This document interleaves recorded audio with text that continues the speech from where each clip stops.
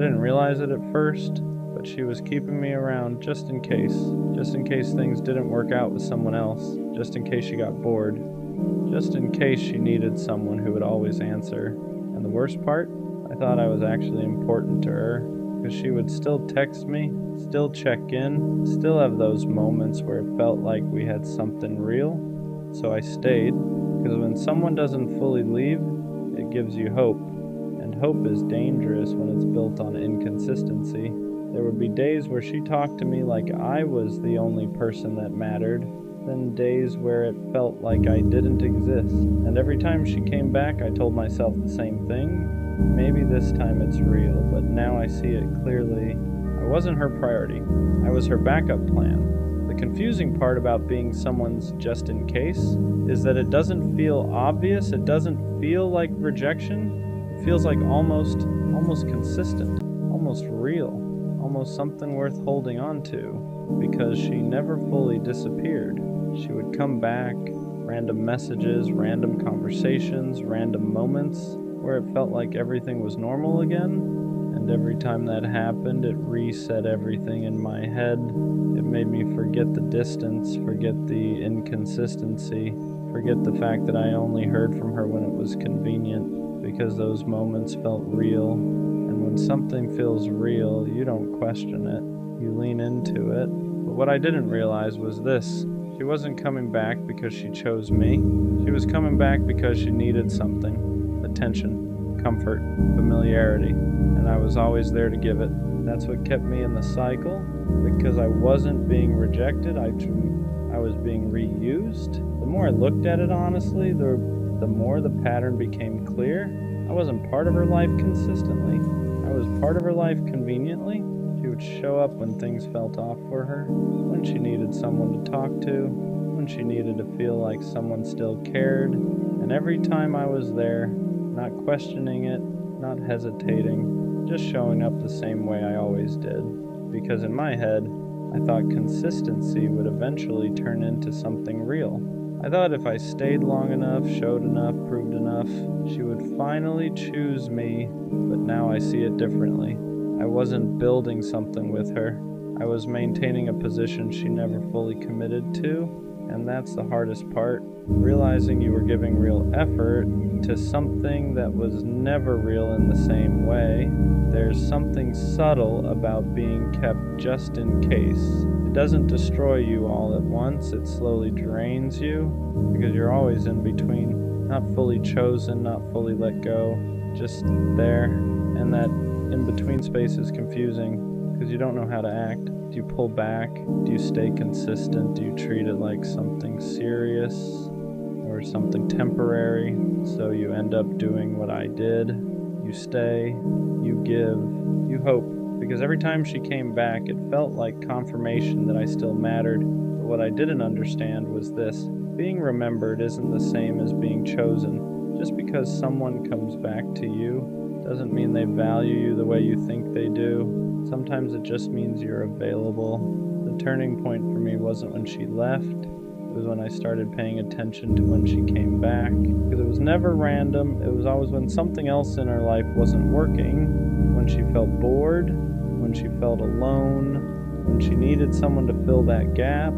That's when I would hear from her again. And at first I didn't connect those dots. I just saw it as her coming back. But once you see the pattern, you can't unsee it. You realize you're not part of her routine. You're part of her fallback, and that changes everything. Because now it's not about misunderstanding the connection. It's about understanding your position in it. And my position was never first, never consistent, just there when she needed me. Once I accepted that, the situation stopped feeling confusing and started feeling clear. Painful, but clear, because now I understood why the connection never felt stable, why I was always questioning things, why it felt like I was holding on to something that kept slipping. It wasn't because I wasn't doing enough, it was because she was never fully in. You can't build something stable with someone who only shows up part-time. You can't create consistency with someone who treats you like an option. And I was trying to turn something temporary into something permanent, That's why it never worked. For a while I blamed myself. I thought maybe if I had pulled back sooner, maybe if I acted less available, maybe if I made her miss me more, things would have been different. But the truth is, people who see you as just in case don't suddenly turn you into a priority. They just adjust how often they come back. That's it. And once I understood that, I stopped trying to change how she saw me, because the problem wasn't what I was doing, it was how she valued me. And you can't force someone to value you correctly. That's when I had to be honest with myself. I wasn't stuck because of her. I was stuck because I kept accepting that position. I kept answering, kept showing up, kept giving her access to me whenever she decided to come back. And every time I did that, I reinforced the same thing, that I would always be there no matter how inconsistent she was. And once you allow that pattern, it becomes the expectation, not the exception. So the real shift didn't come from her changing. It came from me realizing I had to stop participating in it. Walking away from that wasn't easy, because when you've been someone's just in case for a while, it starts to feel normal. You get used to the cycle, the ups, the silence, the return.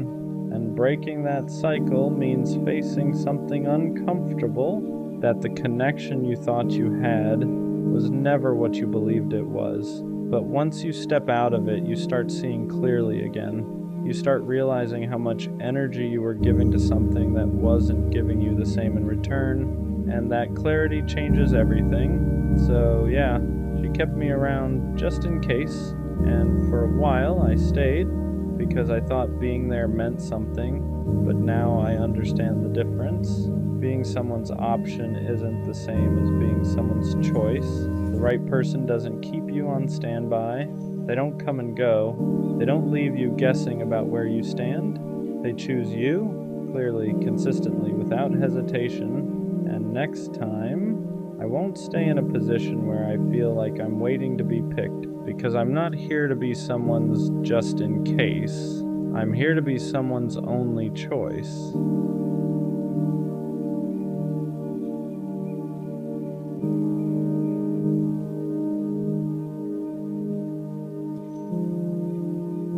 She made me feel loved, not in a loud way, not in a dramatic way, in a steady way. She checked in, she listened, she remembered the small things, and the crazy part? I didn't know what to do with it. Because when you're used to chaos, consistency feels unfamiliar. When you're used to chasing, being chosen feels suspicious. She wasn't confusing, she wasn't distant, she wasn't playing games, she was just there. And for some reason, that scared me more than anything. Healthy love feels calm. And when you're used to chaos, calm can feel boring. There were no mixed signals, no guessing games, no hot and cold energy. She didn't make me question where I stood, and that was new. I was used to intensity, late night arguments, emotional highs and lows, passion that felt like a roller coaster. With her, it was steady, and instead of relaxing into it, I started looking for something wrong. Because when you've been conditioned to associate love with anxiety, peace feels unfamiliar. You mistake stability for a lack of spark, consistency for predictability, security for missing something. But the truth, nothing was missing. I just didn't know how to receive love that didn't hurt first. Sometimes we don't sabotage love because we don't care. We sabotage it because we don't feel worthy of it. She showed up consistently, she communicated clearly, she didn't make me chase, and instead of feeling grateful, I felt exposed, because when someone loves you properly, they see you, not just the confident version, not just the charming version, the insecure parts too, the guarded parts, the parts that still haven't healed. And when you don't fully love yourself, being loved deeply feels uncomfortable. You start thinking, what if she realizes I'm not as solid as I seem? What if she expects more than I can give? What if I mess this up? So you create distance first, you act unsure, you slow down, you convince yourself the timing isn't right, not because she wasn't enough, but because you didn't feel like you were. I told myself it wasn't the right time, that I needed to focus on myself, that I wasn't in the right headspace, that something felt off, but if I'm being honest, nothing was off. I was just scared. scared of being responsible for something real, scared of being consistent, scared of not being able to hide behind confusion anymore. Because when someone loves you right, there's no chaos to blame, no mixed signals to point at, no drama to distract you. It's just clarity. And clarity means accountability. I couldn't say she didn't show up. She did. I couldn't say she wasn't serious. She was. So the only thing left to question was myself. And that's harder than walking away. You don't always realize what you had while you have it. Sometimes you realize it in the silence after, when the good morning texts stop, when the consistency disappears, when the calm you once questioned is suddenly gone. And that's when it hits. She wasn't boring, she was safe, she wasn't too available, she was intentional. She wasn't lacking spark, she just wasn't chaos. I confused stability with something missing because I was addicted to intensity. And now that it's quiet, I see it clearly. She wasn't asking for too much. She was offering exactly what I claimed I wanted, and the hardest part is realizing she didn't leave because she didn't care. She left because I hesitated. Growth doesn't always happen while you're in something good. Sometimes it happens after you lose it, after the silence, after the distance, after you sit alone with no one to blame but yourself. That's when reflection hits differently.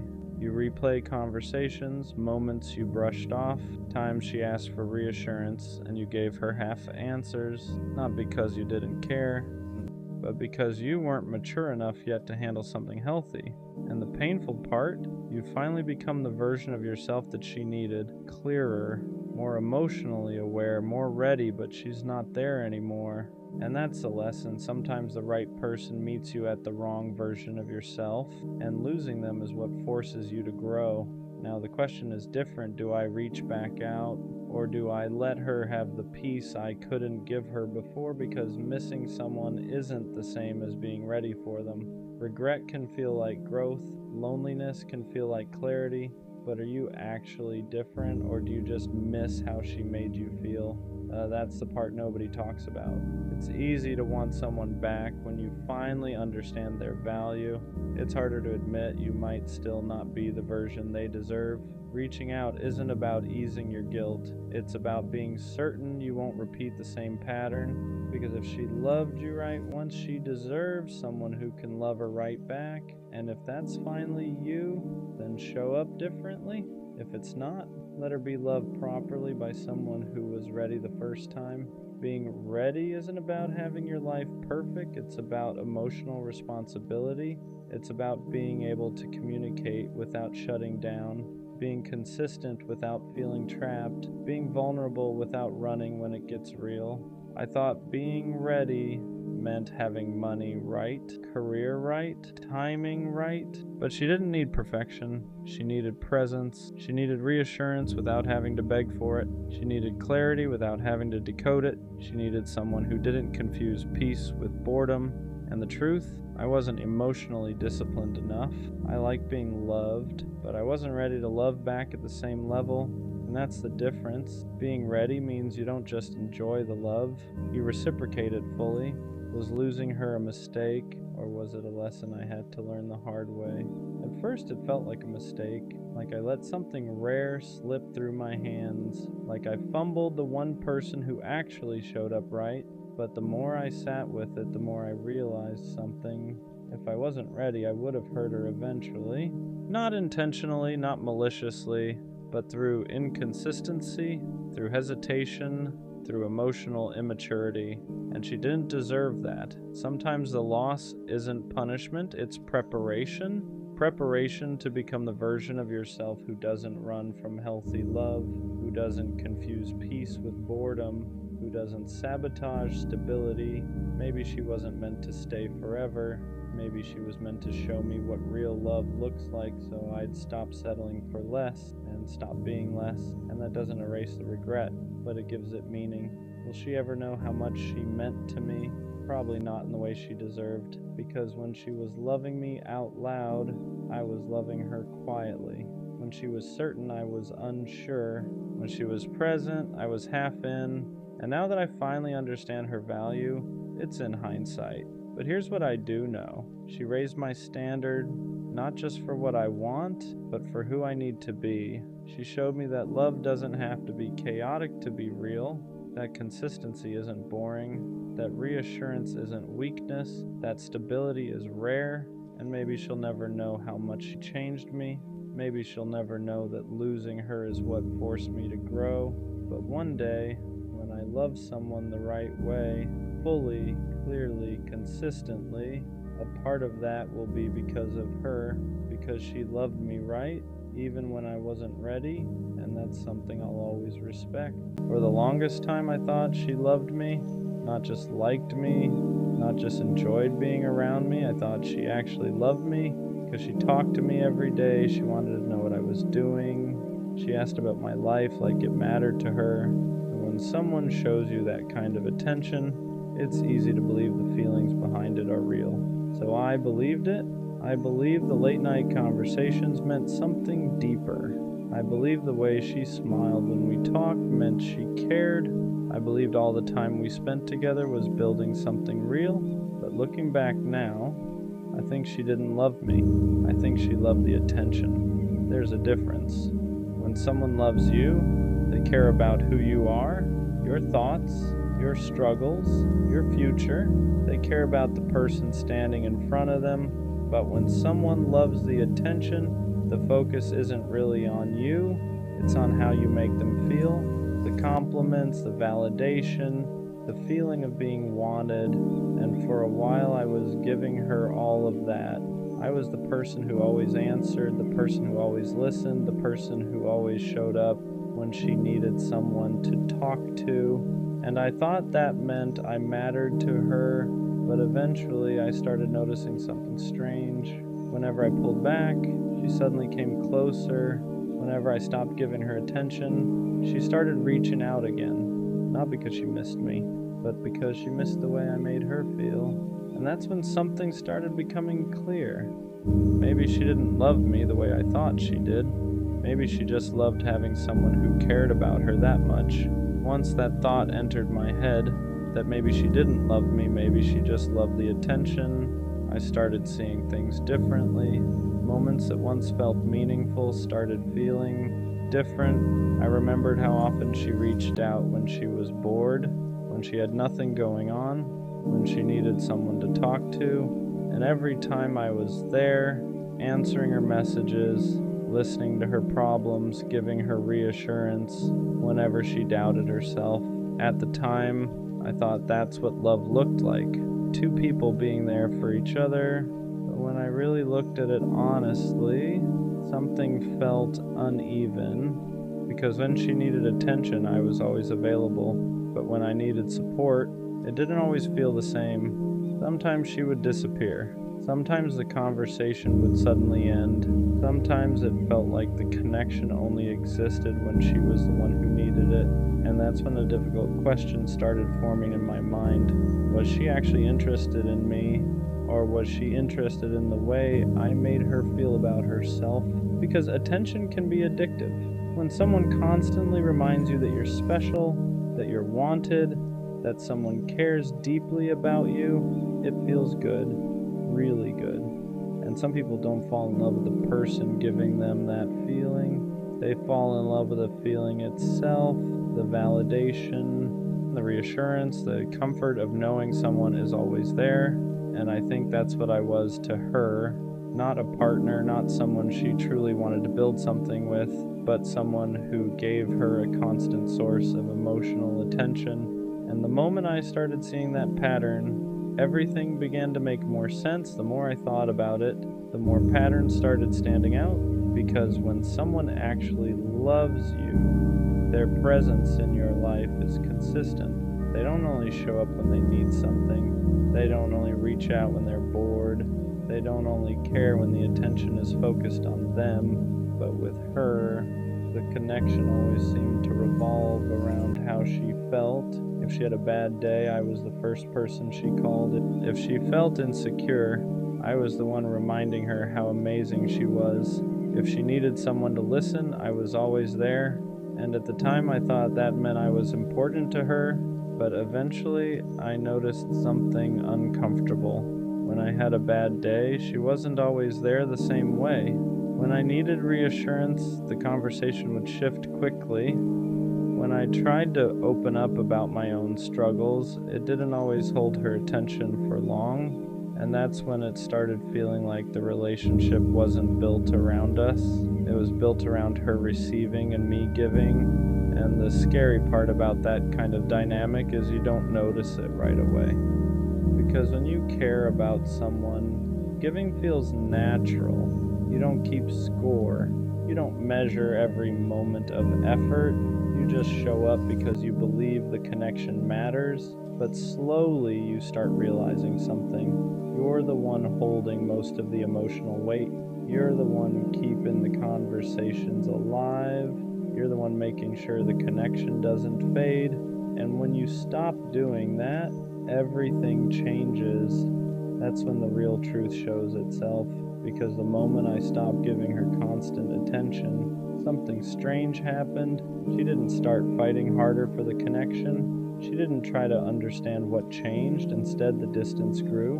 And that's when I realized something that hurt more than the breakup itself.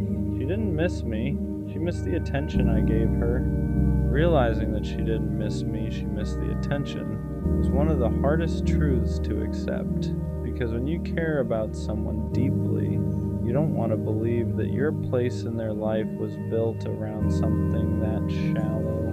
You want to believe the connection meant something real, that the conversations mattered, that the time you spent talking late at night actually meant you were building something. But once I started paying attention to the pattern, it became impossible to ignore. Whenever I gave her attention, everything felt great.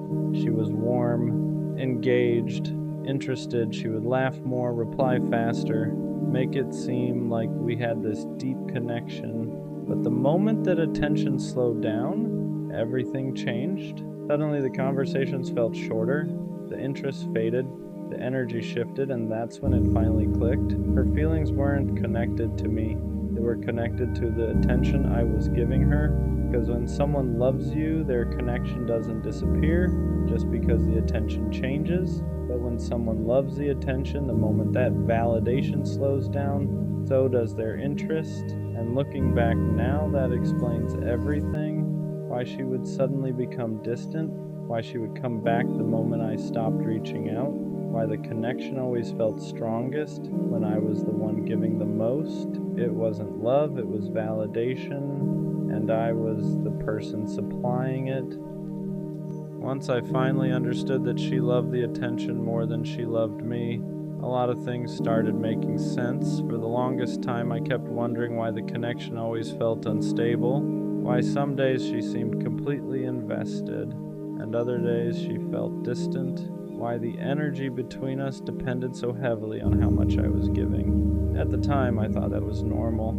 I thought relationships just had ups and downs. But there's a difference between normal ups and downs and a connection that only exists when one person is constantly feeding it. And that's what this was. Whenever I was fully present, texting first, asking about her day, complimenting her, showing that I cared, everything felt good between us. But when I pulled back even slightly, the dynamic changed immediately. The warmth disappeared, the conversation slowed down, and the connection that once felt so strong suddenly felt fragile. That's when it became impossible to ignore what was really happening. Because love doesn't disappear just because attention shifts for a moment, but validation does. Validation needs constant reinforcement. It needs someone to keep providing that feeling of being admired and wanted. And once that source slows down, the person who depended on it starts looking for it somewhere else. That's when I realized something that hurt more than I expected. I wasn't the person she loved. I was the person who made her feel important. And once you realize that difference, you start understanding the relationship in a completely different way. Once that realization settled in, that she loved the attention more than she loved me, something inside me started shifting. At first it hurt more, because it meant all the things I thought were meaningful might not have meant the same thing to her. All those long conversations, all the moments where she told me things she said she didn't tell anyone else, all the time she said she appreciated having me in her life. I thought those things meant we were building something real, but now I started seeing them through a different lens. Maybe she didn't say those things because she loved me. Maybe she said them because she loved the feeling of having someone who cared about her that much. And that's a dangerous dynamic, because when someone becomes your main source of validation, it feels powerful. You feel admired, you feel important, you feel like someone is always there to remind you that you matter. But that feeling isn't the same as love. Love cares about the person giving the attention. Validation only cares about the feeling it creates. And the more I thought about it, the more I realized something uncomfortable. Whenever I tried to shift the focus of the relationship, whenever I wanted something deeper, the energy changed. If I asked serious questions about where things were going, if I talked about building something more stable, if I needed emotional support myself, that's when the connection suddenly felt weaker. Almost like the relationship only worked when I was the one giving, not when I needed something back. And that's when the truth became impossible to ignore. The relationship wasn't built on mutual connection, it was built on attention, and I was the one providing it. After I understood that the relationship was built more on attention than love, another uncomfortable truth started showing itself. I wasn't just giving attention, I was maintaining the entire connection. I was the one making sure the conversation didn't die. I was the one checking in first. I was the one asking how she was doing, making sure she felt heard, making sure she felt valued. And at the time, I didn't see that as a problem. When you care about someone, putting in effort feels natural. You don't think about it like a transaction. You think about it like loyalty. But over time, I started noticing something. The relationship only felt alive when I was feeding it. Whenever I stepped back, even a little, everything started fading. The messages slowed down, the energy dropped. The connection that once felt strong suddenly felt fragile, and that's when it hit me. Love doesn't disappear the moment someone stops giving constant attention, but validation does. Validation needs fuel. It needs someone constantly reminding you that you're wanted, that you're interesting, that someone is thinking about you. And the moment that fuel slows down, the person who depended on it starts feeling empty. That's when they either come back asking for more, or they go find someone else who will give it to them. And I think that's what I was to her. Not a partner, not someone she truly wanted to build something with. I was a source of attention, a source of validation, a source of emotional reassurance. And once you realize you were someone's source, not their choice, the whole relationship starts looking different. Once I accepted that I was just a source of attention for her, something else started becoming clear. The connection only existed when it benefited her emotionally. Whenever she needed reassurance, I was important. Whenever she felt lonely, I mattered. Whenever she needed someone to remind her that she was attractive, interesting, or worth talking to, suddenly I was the person she wanted to talk to again. But the moment she felt good again, the moment that emotional gap inside her was filled, something would change. The urgency would disappear. The replies would slow down, the energy would fade, and I would sit there wondering what I did wrong. For a long time, I blamed myself for those shifts. I thought maybe I said something wrong. Maybe I wasn't interesting enough. Maybe I didn't keep the excitement alive. But once you understand the difference between love and attention, everything makes more sense. Love stays even when the excitement fades. Love stays even when you're not constantly entertaining someone. Love stays even when the validation slows down for a moment. But attention doesn't work like that. Attention is temporary. It's something people chase when they need to feel good about themselves. And once they get that feeling again, they don't always need the person who gave it to them anymore. Looking back, that explains why the connection always felt inconsistent. It explains why some days she felt deeply invested in us all, and other days it felt like she barely noticed I existed, because I wasn't the person she loved. I was the person she turned to whenever she needed to feel important. And once I saw that clearly, the whole relationship started making sense in a way it never had before. For a while, realizing that hurt more than anything else, because nobody wants to believe they were just someone's source of attention. You want to believe the connection meant something deeper. You want to believe the time you invested mattered in the same way for both of you. But eventually something changed in the way I saw it. I stopped feeling embarrassed about how much I cared, because caring deeply isn't the problem. The problem is giving that level of attention to someone who only values the feeling it gives them. And that's a big difference. There's nothing wrong with being loyal. There's nothing wrong with showing up for someone you care about. The mistake is believing that everyone who accepts your attention values it the same way you do. Some people appreciate attention, other people depend on it. And the people who depend on it will keep you close as long as you keep feeding that feeling inside them. But the moment the attention stops, the connection disappears, not because they suddenly stop liking you, but because the feeling they were chasing isn't coming from you anymore. And once you understand that, something inside you changes. You stop chasing people who only show up when they need something. You stop investing in connections that only exist when you're the one giving, because you realize something important. You deserve someone who values you, not just the attention you give them. Looking back now, I don't think she loved me, but I also don't think she was pretending the whole time. I think she genuinely liked how I made her feel. She liked the attention. She liked the reassurance. She liked having someone who consistently reminded her that she mattered. And for a while, that was enough to keep the connection alive. But attention alone can't build something real. Because the moment that attention stops, there's nothing holding the relationship together. And that's exactly what happened. Once I stopped constantly feeding the connection, it disappeared.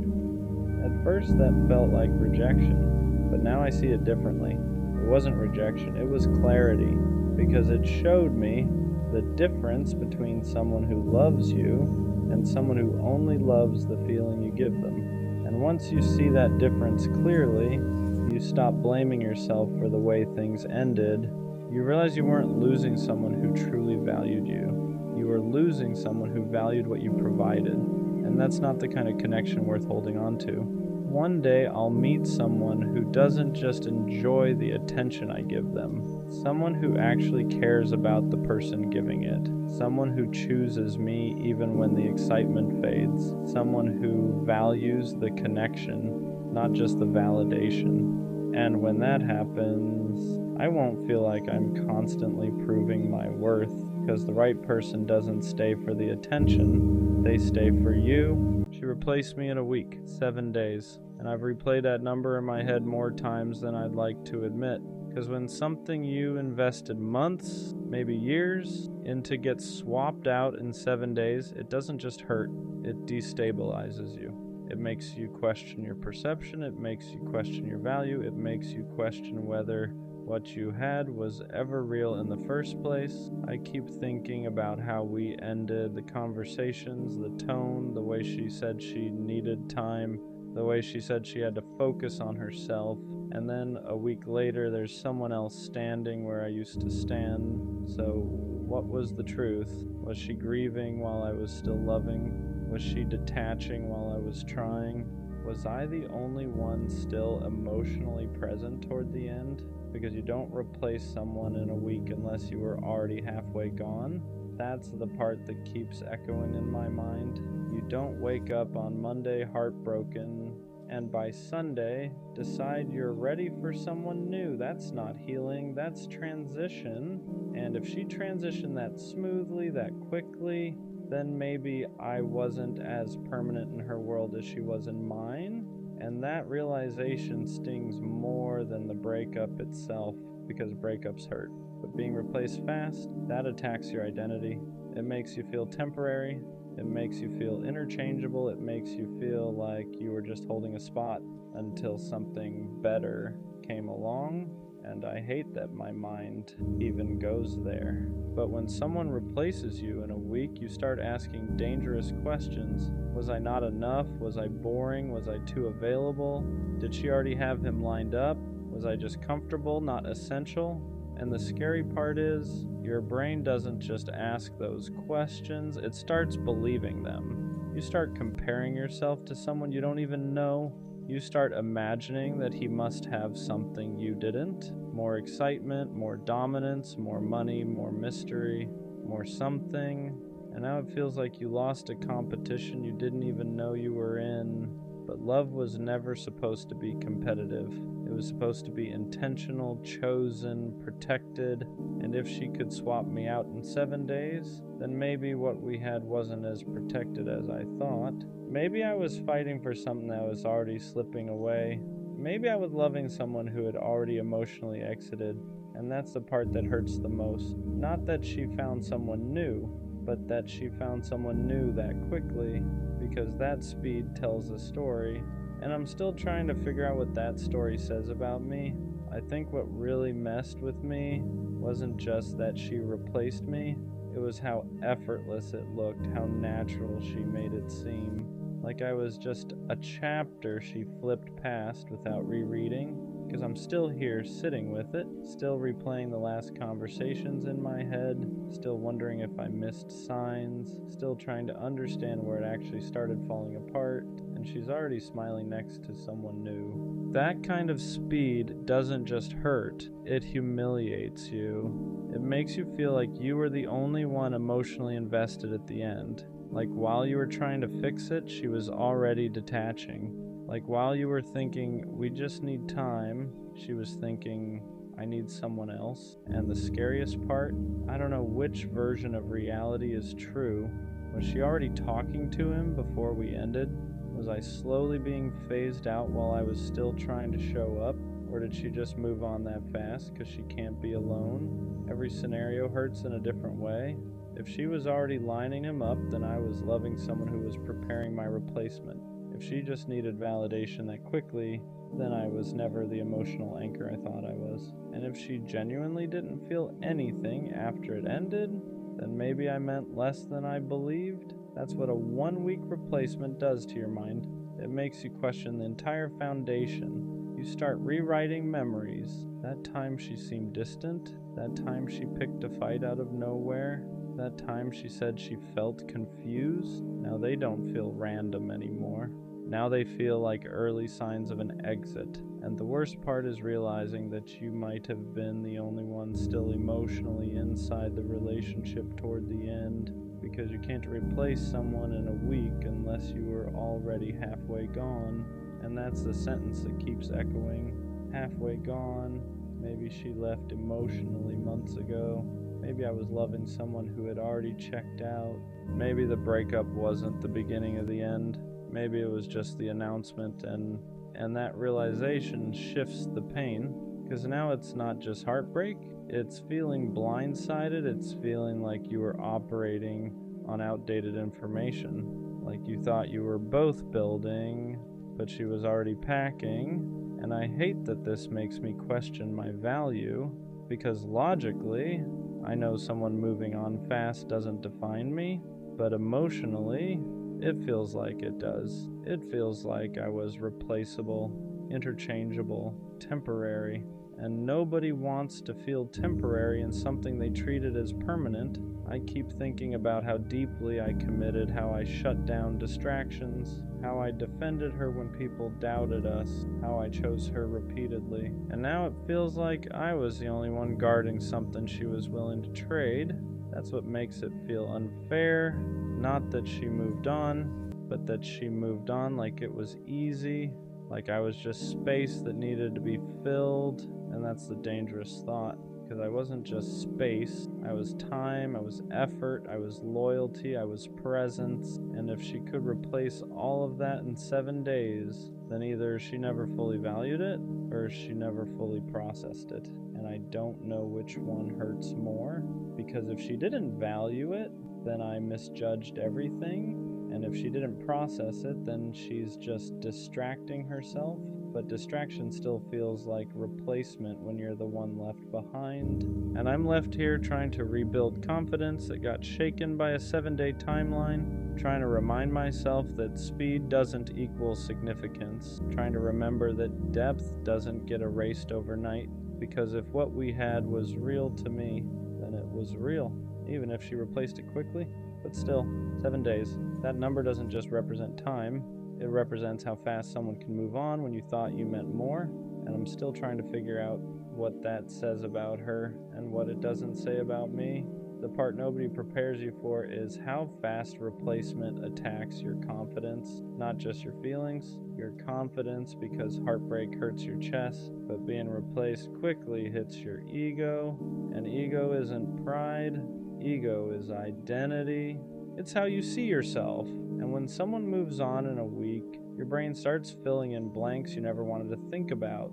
You start comparing yourself to someone you don't even know. What does he have that I don't? Is he more exciting, more unpredictable, more emotionally unavailable, more dominant, more detached? Did she need someone less steady, less serious, less invested?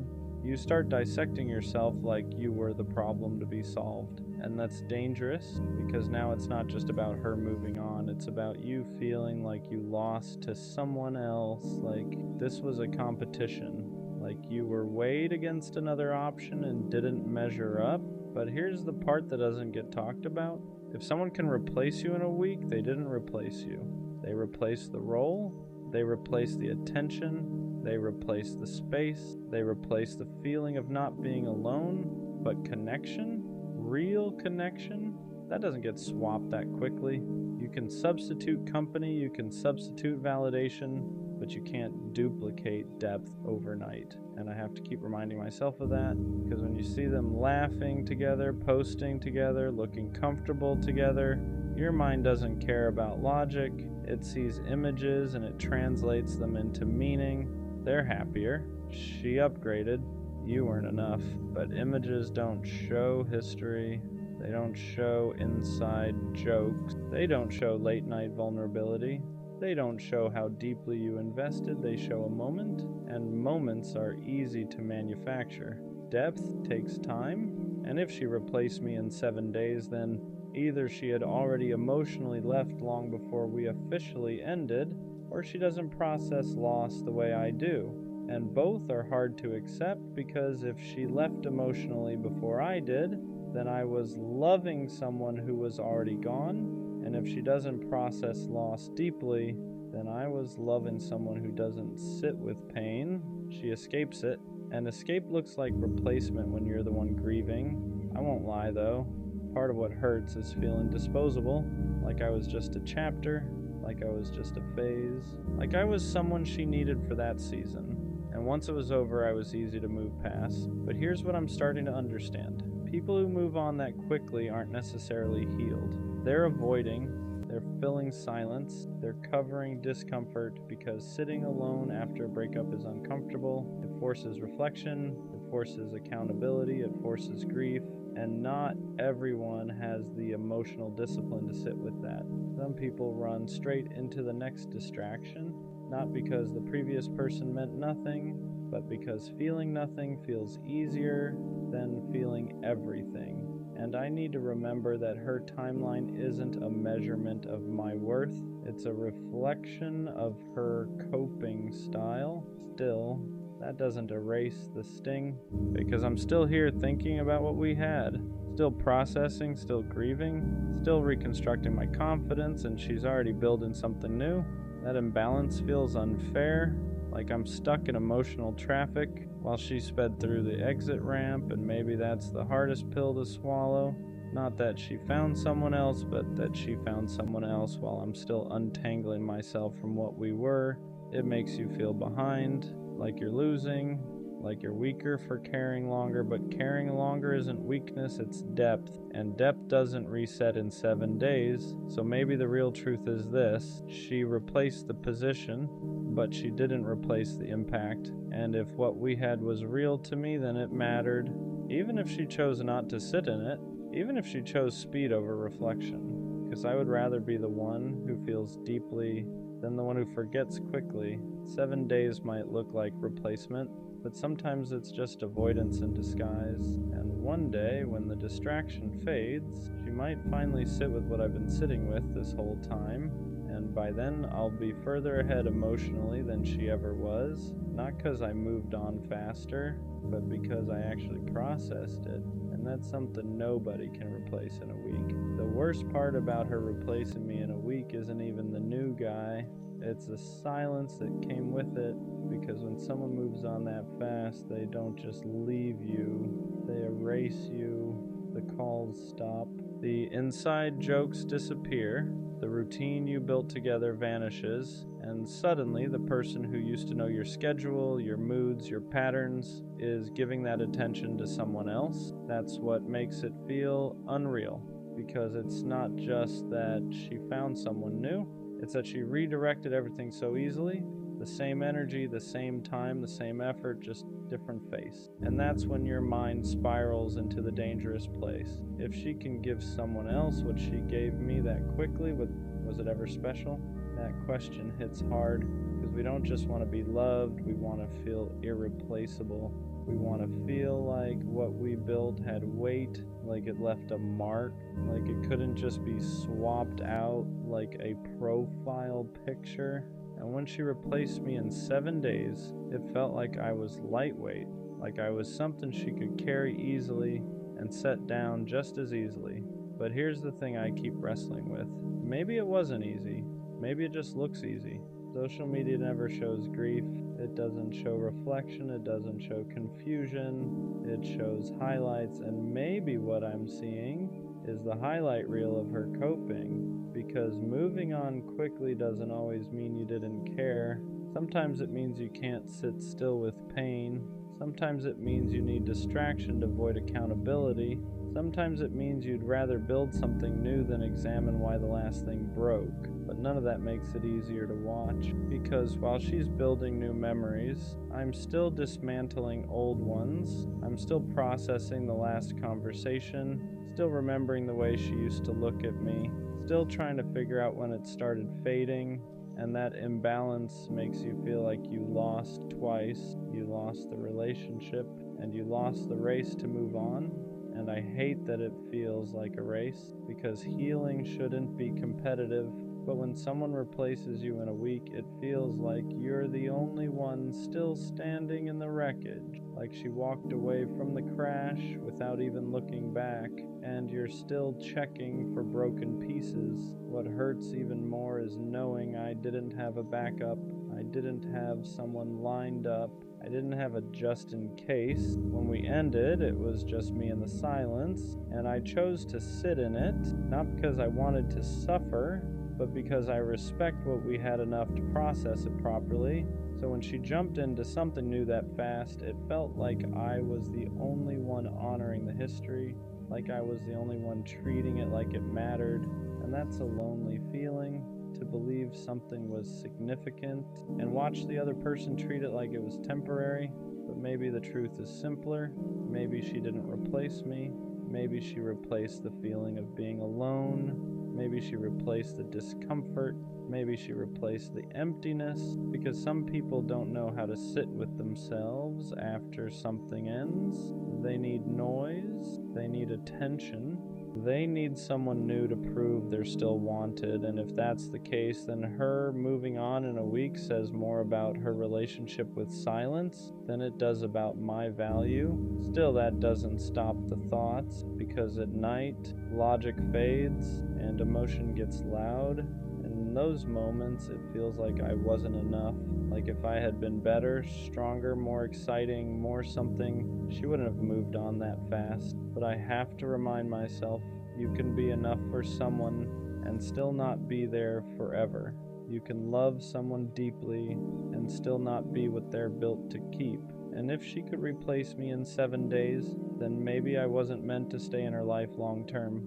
Maybe I was a lesson. Maybe she was mine. But what I refuse to accept is that I was insignificant, because I know how I loved, I know how I showed up, I know how I committed, and those things don't become meaningless just because someone else moved quickly. If anything, they prove something about me, that I invest fully, that I don't keep backups, that I don't treat people like placeholders. And maybe that's rare. Maybe that's why this hurts more, because I wasn't halfway in. I was all the way in. And when you're all the way in, being replaced feels like being erased, but I'm not erased. I'm just healing at a pace that reflects depth, and depth doesn't reset in 7 days. So yeah, she replaced me in a week, but that week doesn't define my worth. It defines her coping speed. And one day when she finally slows down, she might realize you can replace a person's position, but you can't replace the way they loved you. And that's something no one swaps out in 7 days. There's a different kind of pain that comes from being replaced quickly. It's not just heartbreak, it's humiliation. And I don't mean humiliation in a loud, dramatic way. I mean the quiet kind, the kind where you sit alone thinking, how did I not see this coming? Because when someone moves on in a week, it makes you question your awareness. Were there signs I ignored? Did she emotionally detach months before I noticed? Was I holding on to something that was already slipping through my hands? And that's the part that messes with your head the most. Because now it's not just about losing her. It's about doubting yourself, your intuition, your judgment, your ability to read people. You start replaying moments that once felt normal. That random argument, that night she seemed distant, that time she picked up her phone and turned it away slightly, that period where she felt off but said she was fine. At the time, you trusted her words. Now you question everything, because if she replaced you in 7 days, your brain automatically assumes she had a head start. And whether that's true or not, the damage is the same. It makes you feel like you were the only one fully in it, like you were the only one fighting for something she had already decided to let go of. And that imbalance feels like betrayal, even if technically it wasn't, because the emotional timing didn't match. You were still invested, she was already transitioning, and that creates this gap, a painful one, where you're grieving something she already processed, or avoided, or replaced, and it makes you feel late, like you're the last one to realize the relationship was over. And I hate that feeling, because I don't like feeling behind. I don't like feeling like I was operating with outdated information. I don't like feeling like I was loving someone who had already emotionally packed their bags, but maybe that's the reality. Maybe the breakup wasn't the beginning of her detachment. Maybe it was the end of it. Maybe she had already done her grieving while I was still trying to fix things. And that realization hurts in a different way. Because now it's not just that she moved on fast, it's that she moved on before I even knew we were done. And I'm stuck here wondering when it actually ended. Was it weeks before the breakup? Months? Did she slowly disconnect while I was still showing up? Because that's the part nobody prepares you for. The possibility that you were loving someone who was already halfway gone. And if that's true, then I wasn't replaced in a week. I was replaced long before that. I just didn't know it yet. But here's the thing, I'm slowly starting to understand. Even if she emotionally left before I did, that doesn't make me weak. It doesn't make me naive. It means I was committed. It means I was still trying. It means I was operating in good faith. And I'd rather be the one who stayed genuine than the one who quietly exited without saying it, because I know how I loved. I didn't keep options open. I didn't emotionally detach while pretending everything was fine. I didn't start building something new while something old was still alive. When I was in it fully. And if she replaced me in a week, then that says something about her capacity to detach, not about my capacity to matter. Still, that week will probably always sting, not because of the new guy, but because of what it symbolized. How quickly someone can shift focus, how fast attention can be redirected, how easy it can look to replace what felt permanent. But maybe permanence isn't about how long something lasts, maybe it's about how deeply it was felt. And if I'm still here processing it while she moved on fast, then maybe I was the one who felt it deeper. And and that doesn't make me the loser. It makes me the one who actually experienced it. 7 days might have been enough for her to move forward, but it's not enough to erase what I gave, and I refuse to let her timeline rewrite my value, because being replaced quickly hurts. But being genuine never does. There's something else that hurts about being replaced in a week. It makes you question whether you were ever chosen or just convenient, because if someone can transition that smoothly, that fast, it starts to feel like you were just occupying space, like you weren't irreplaceable, like you were temporary comfort, and nobody wants to feel like temporary comfort. I keep thinking about the way she used to look at me, the way she said things like, I don't see myself with anyone else, the way she made it seem like what we had was rare, and now I'm sitting here wondering how rare something can really be if it can be replaced in 7 days. That's what makes it sting, because rarity isn't supposed to be swappable, depth isn't supposed to be interchangeable. If something is special, it's supposed to leave a gap when it's gone. But her life doesn't look like there was a gap, it looks filled immediately. And that creates this internal conflict. Was I overestimating my importance? Did I romanticize something that was lighter to her than it was to me? Because when you care deeply, you assume the other person feels the same weight. You assume the attachment is mutual. You assume the history matters equally. But being replaced quickly makes you realize something uncomfortable. Not everyone feels at the same depth you do. Some people attach fast and detach faster. Some people build quickly and rebuild quicker. Some people don't see relationships as something sacred. They see them as something seasonal. And maybe that's the difference between us. Maybe I treat connection like something that deserves reverence, and she treats it like something that deserves momentum. Because momentum doesn't stop, it just redirects, and that's exactly what she did. She redirected.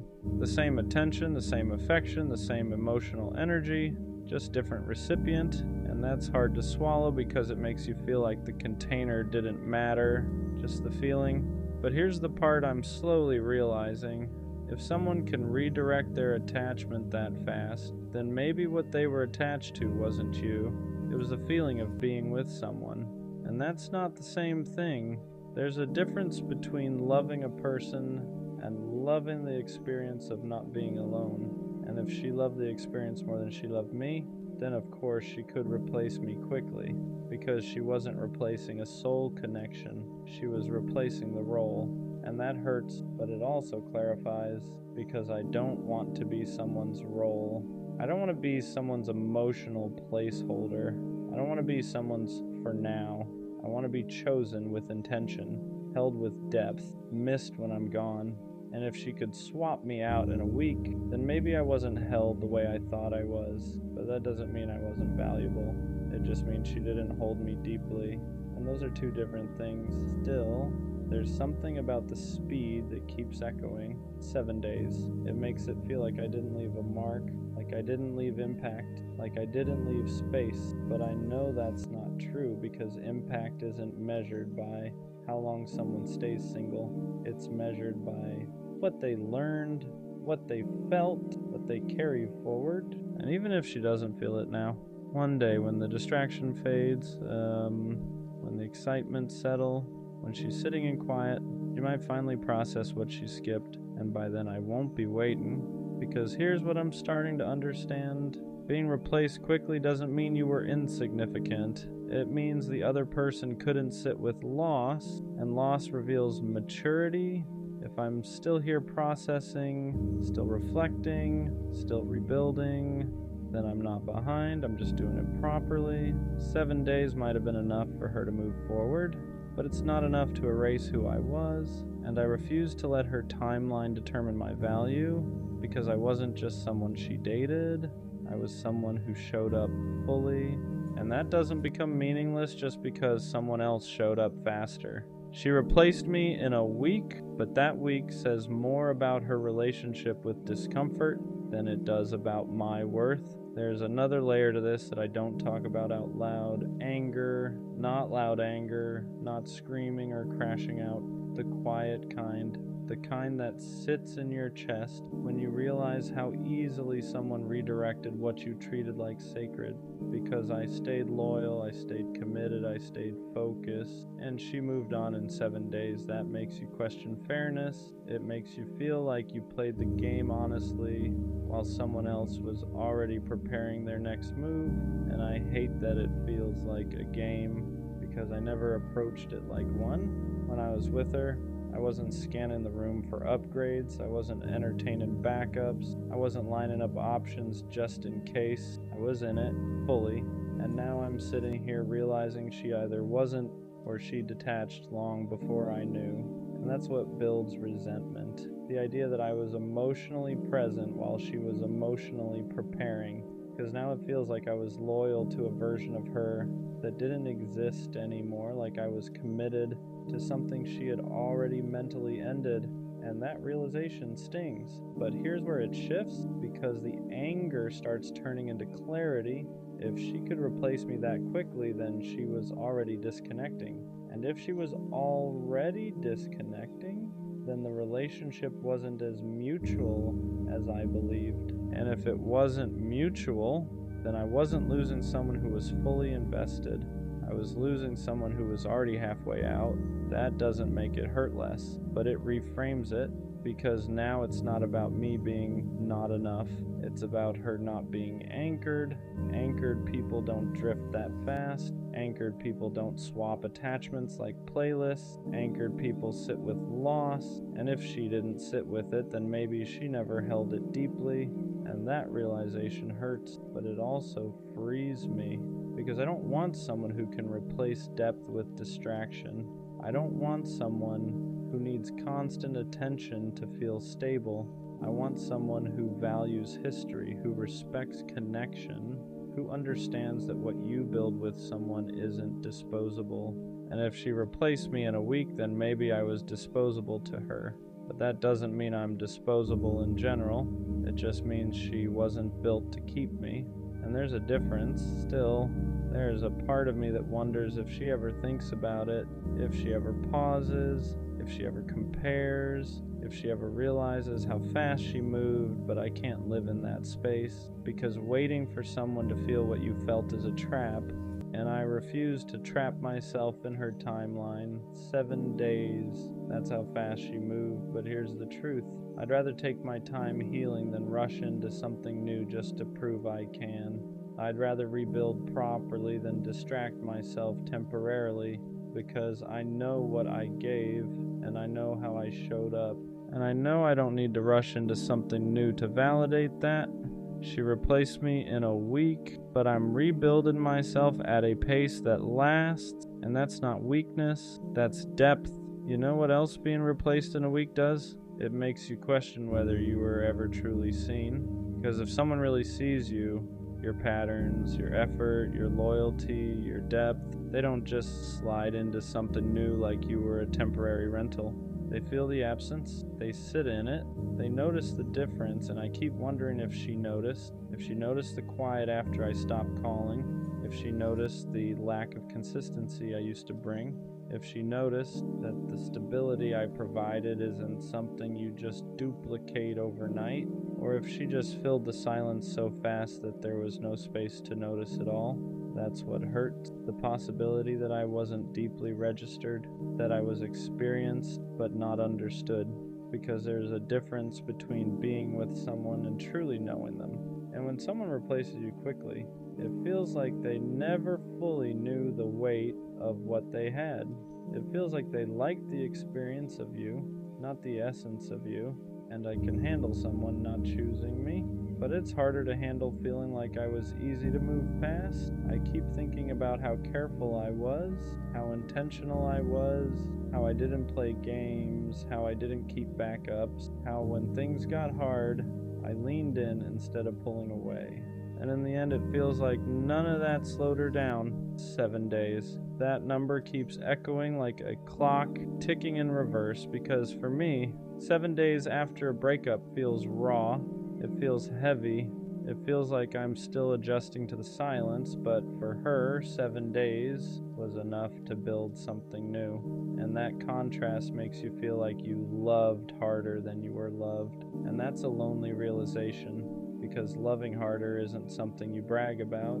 It's something you feel when the other person moves on faster, and you're left holding the emotional weight. But here's what I'm starting to see clearly. Just because she moved on quickly doesn't mean she processed it deeply. Speed isn't strength. Speed can be avoidance. Speed can be distraction. Speed can be ego protection. Sometimes people rush into something new not because the old thing meant nothing, but because it meant too much. Because sitting alone would force them to face what they lost, and not everyone is strong enough to sit in that kind of silence, and maybe I am. Maybe the reason I'm still here thinking, reflecting, feeling is because I actually let it hit me. I didn't numb it, I didn't immediately replace it, I didn't run from it, I sat with it. And sitting with pain requires maturity. It requires discipline, it requires emotional depth. So maybe this isn't about me being less valuable, maybe it's about me being more capable of processing. And that's not weakness, that's growth. Still, there's something about knowing she's creating new memories that stings, because those were supposed to be ours. The random laughs, the new places, the inside jokes. Now someone else gets that version of her, and I have to let go of the idea that it was only meant for me. And that's hard, but here's the truth I can't ignore anymore. If she could replace me in a week, then I was loving someone who wasn't built to stay long term. Because people who are built to stay don't detach that fast. They don't redirect that easily. They don't swap depth for novelty overnight. And I don't want someone who can treat connection like it's interchangeable. I want someone who understands the weight of history. Who understands that what you build with someone isn't disposable? Who understands that real attachment doesn't reset in 7 days? So yeah, she replaced me in a week, but I'm rebuilding myself in a way that lasts longer than a rebound ever will.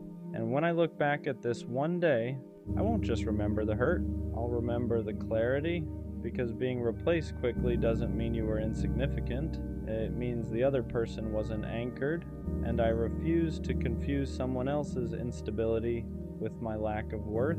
7 days might have been enough for her to move forward, but it's not enough to erase what I was. And one day, when I'm with someone who values depth the way I do, this week won't define me.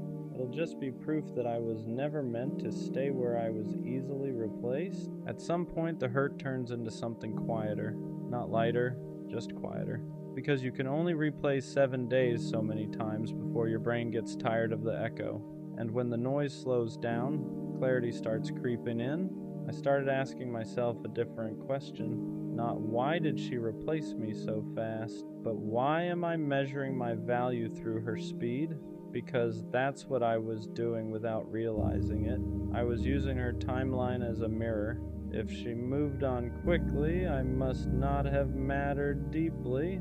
If she looks happy, I must have been replaceable. If she didn't hesitate, I must not have left impact. But that logic is flawed.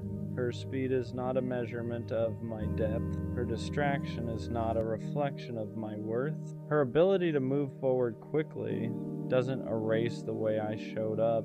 And once I started separating those things, something shifted. Because I know how I loved, I know I was intentional, I know I was loyal, I know I didn't treat what we had like it was temporary. So if she did, that says something about her capacity, not my value. And I had to stop turning her coping style into my insecurity, because that's what I was doing. I was letting her rebound rewrite my confidence. I was letting her quick transition convince me I was forgettable. But forgettable doesn't leave you reflecting. Forgettable doesn't leave you rebuilding. Forgettable doesn't leave you questioning your own growth. What we had meant something, even if she chose not to sit in that meaning. And maybe that's the difference between us. I process, she replaces. I reflect, she redirects. I sit with the silence, she fills it. And neither is necessarily wrong, but one builds depth, the other builds distraction, and depth always wins in the long run.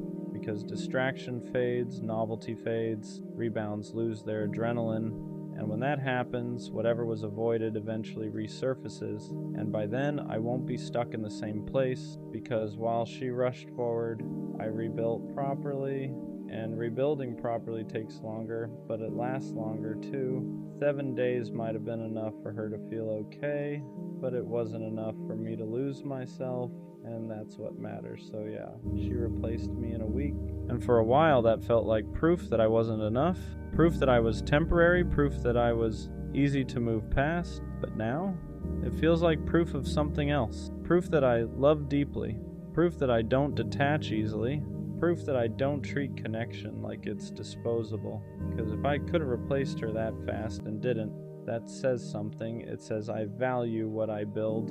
It says I respect history. It says I don't jump into something new just to soothe my ego. And I'd rather be the one who heals slowly than the one who forgets quickly.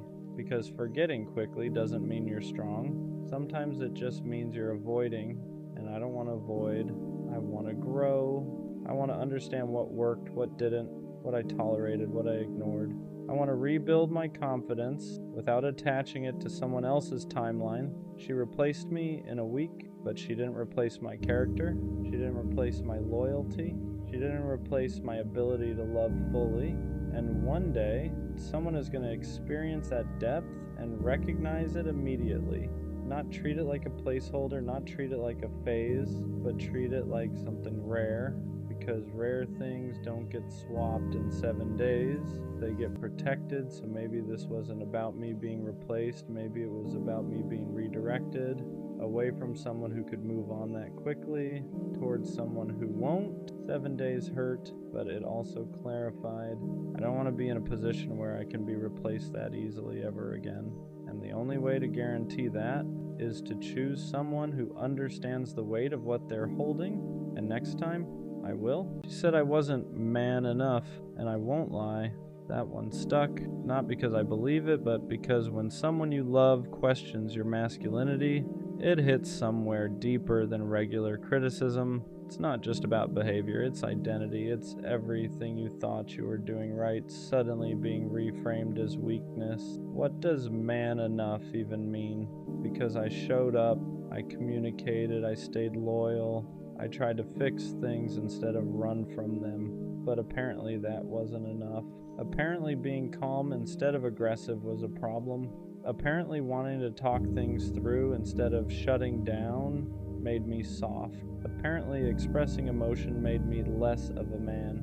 And that's when I realized something dangerous. Some people confuse masculinity with dominance. They confuse emotional control with emotional absence. They confuse stability with weakness. And if that's the definition she was using, then maybe I was never supposed to fit it. But still, when she said it, it made me question myself. Because no matter how confident you are, words like that linger. They make you replay moments. They make you wonder if you should have been tougher, colder, less available, less understanding. And that's how toxic standards start reshaping you quietly. I started analyzing everything after that. Was I too patient, too willing to compromise, too quick to apologize? Because I thought being a man meant being responsible, being accountable, being emotionally mature. But maybe she wanted something louder, more dominant, more unpredictable, and that's confusing because society tells men two opposite things. Be strong, but don't be cold. Be vulnerable, but don't be weak. Lead, but don't control. And somehow you're supposed to balance all of it perfectly. So when she said I wasn't man enough, I started wondering, was I too emotionally available? Was I too steady? Was I not exciting enough? But here's the truth that took me time to accept. Being consistent doesn't make you less of a man. Being calm doesn't make you less masculine. Being emotionally intelligent doesn't make you weak. It makes you evolved. And not everyone is comfortable with evolved. Some people are used to chaos, used to intensity, used to men who are hard to access emotionally. So when they meet someone who communicates clearly and stands firm without yelling, it feels unfamiliar.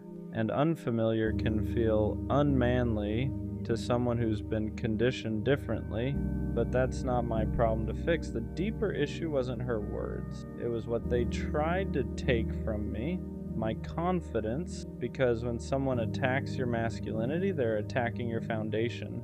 They're saying you're not enough as you are, and that's heavy. But here's what I had to learn. If being man enough means being emotionally unavailable, if it means suppressing how I feel, if it means pretending I don't care, if it means dominating instead of communicating, then I don't want that version of masculinity, because strength isn't loud. It's controlled, it's stable, it's secure enough to not overreact. It's confident enough to not prove itself constantly. And maybe she mistook calm for weak. Maybe she mistook kindness for softness.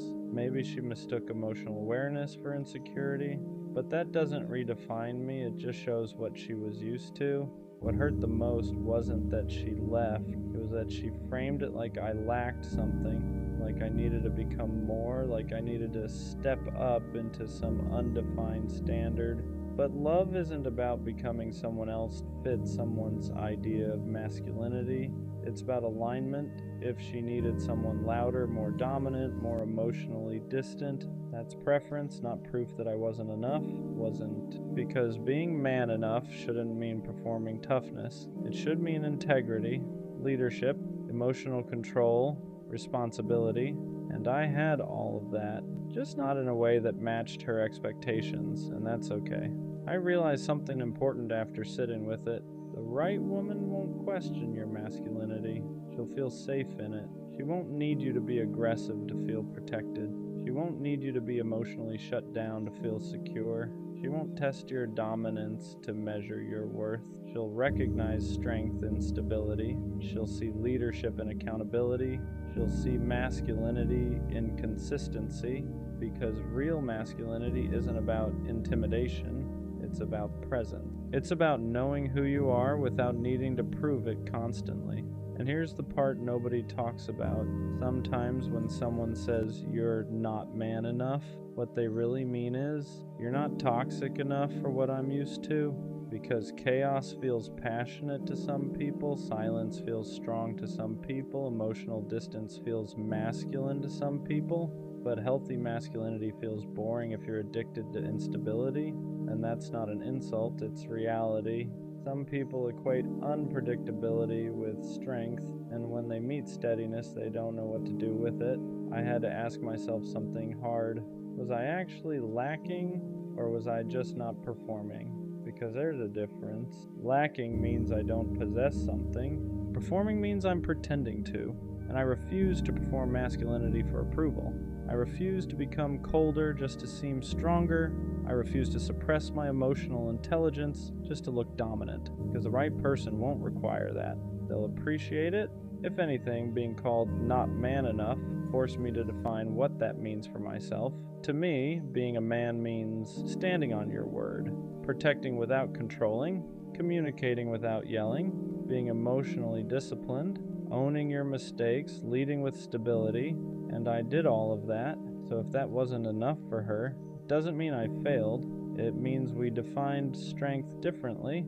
I won't let one person's perception reshape my identity, because masculinity isn't loud. It isn't about dominance. It isn't about intimidation. It's about internal control. It's about consistency. It's about knowing who you are when no one is watching. And if someone mistakes calm strength for weakness, that says more about what they're used to than what I am. She said I wasn't man enough, but I am man enough to walk away instead of yelling, stay calm instead of escalating, express how I feel instead of suppressing it, choose growth instead of ego. And that's the kind of man I'll stay, because the right woman won't need me to prove my masculinity. She'll feel secure in it, and I'd rather be steady and misunderstood than loud and respected for something I'm not. If being man enough means losing emotional depth, then I'll pass. Because real strength doesn't shout, it stands. She said she needed space, and I believed her, because when someone says that, you don't question it, you respect it, you tell yourself they're overwhelmed, they're figuring things out, they just need time to clear their head. So I gave her that. I didn't chase, I didn't pressure her, I didn't try to force conversations that she clearly wasn't ready to have. I stepped back, because in my head, that's what you do when you care about someone. You don't make things harder for them, you give them room. But what I didn't realize at the time was this: she didn't need space. She just didn't want me. At first, I handled it the way you're supposed to. I gave her distance. I stopped texting first. I stopped trying to keep conversations alive.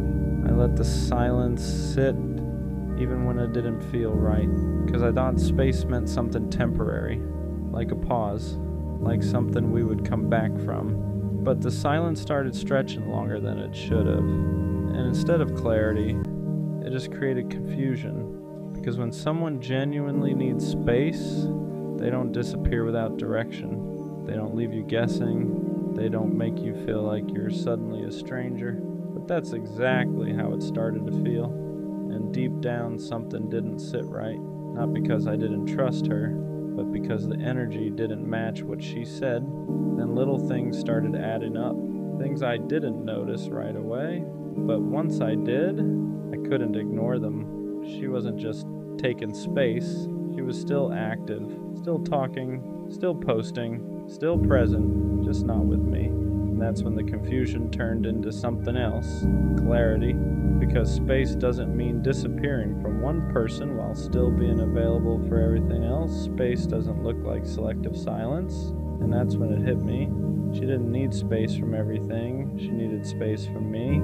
That realization is different, because now it's not about understanding, it's about acceptance. You start replaying everything, trying to figure out when it changed, when her energy shifted, when the connection stopped being something she wanted to maintain. Because if it was really about space, she would have come back, she would have explained, she would have made it clear where things stood. But she didn't. She just faded and let the silence say what she didn't want to say directly. And the truth is, space is one of the easiest ways to leave without saying you're leaving. It sounds soft.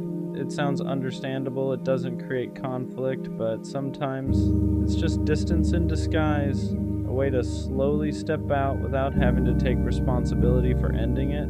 And I didn't want to see it like that at first, because believing her felt easier than accepting what was actually happening. Because if I accepted it, then I had to admit something I wasn't ready for, that I wasn't someone she was trying to hold on to. I was someone she was slowly letting go of. And that's a different kind of pain, because it's quiet. There's no argument, no clear ending, just distance that keeps growing until you finally understand what it means. For a while I kept thinking she'd come back, that once she had her space, things would go back to how they were. Because when something feels real, you don't expect it to end like that. You expect a conversation, closure, something. But sometimes the absence is the answer. And that's what I had to learn the hard way. And once I stopped waiting, everything started making more sense, because I wasn't confused anymore. I wasn't questioning where I stood. I wasn't trying to interpret silence. I just saw it for what it was. She didn't need time. She made a decision, just not one she wanted to say out loud. And yeah, that hurts. Not just because she left, but because of how she did it. Because honesty would have been easier to respect, clarity would have been easier to accept, but instead, I was left trying to understand something that was never explained, and that kind of ending stays with you for a while. So yeah, she said she needed space, but what she really needed was distance from me, and now I understand something clearly. The right person doesn't disappear to figure out if they want you. They don't leave you in silence, they don't make you question everything. They communicate, they stay, they choose. So next time, I won't confuse silence with patience. I won't wait around for someone who already stepped away, because when someone truly wants you, they don't need space to decide it. I know hopeless romantic sounds naive to some people, like it means you don't understand how the world works, but that's not true. A hopeless romantic isn't someone who ignores reality. It's someone who sees it clearly and still chooses love anyway. It's knowing how badly love can hurt and still believing it's worth it. I don't believe in love because I think it's easy. I believe in it because I know how rare it is when it's real. Being a hopeless romantic means you don't just want someone, you want connection. You want the kind of love where attention doesn't wander, where effort isn't forced, where choosing each other feels natural, not strategic. You want late night talks that don't feel rushed, silence that feels comfortable, inside jokes no one else understands. You want to build a world with one person and let the rest fade into the background. And yeah, you know the risk. You know love can leave scars. You know it can change you. You know it can take pieces of you that don't come back the same. But being a hopeless romantic means you'd rather feel deeply than live safely. You don't want love that's casual. You don't want to act detached. You don't want to pretend you wouldn't be devastated to lose someone you care about. You want to care. You want to choose someone fully and mean it. No exits, no backups, no pretending you're less invested than you are. And that's what makes it hard sometimes, because the world rewards indifference. It praises being unbothered. It treats emotional distance like maturity. So when you show up soft, present, intentional, people call you too much, but you're not too much. You're just not built for shallow love. A hopeless romantic doesn't love this way because they're weak. They love this way because they're brave enough to risk being hurt for something that actually matters. You're not chasing a fantasy.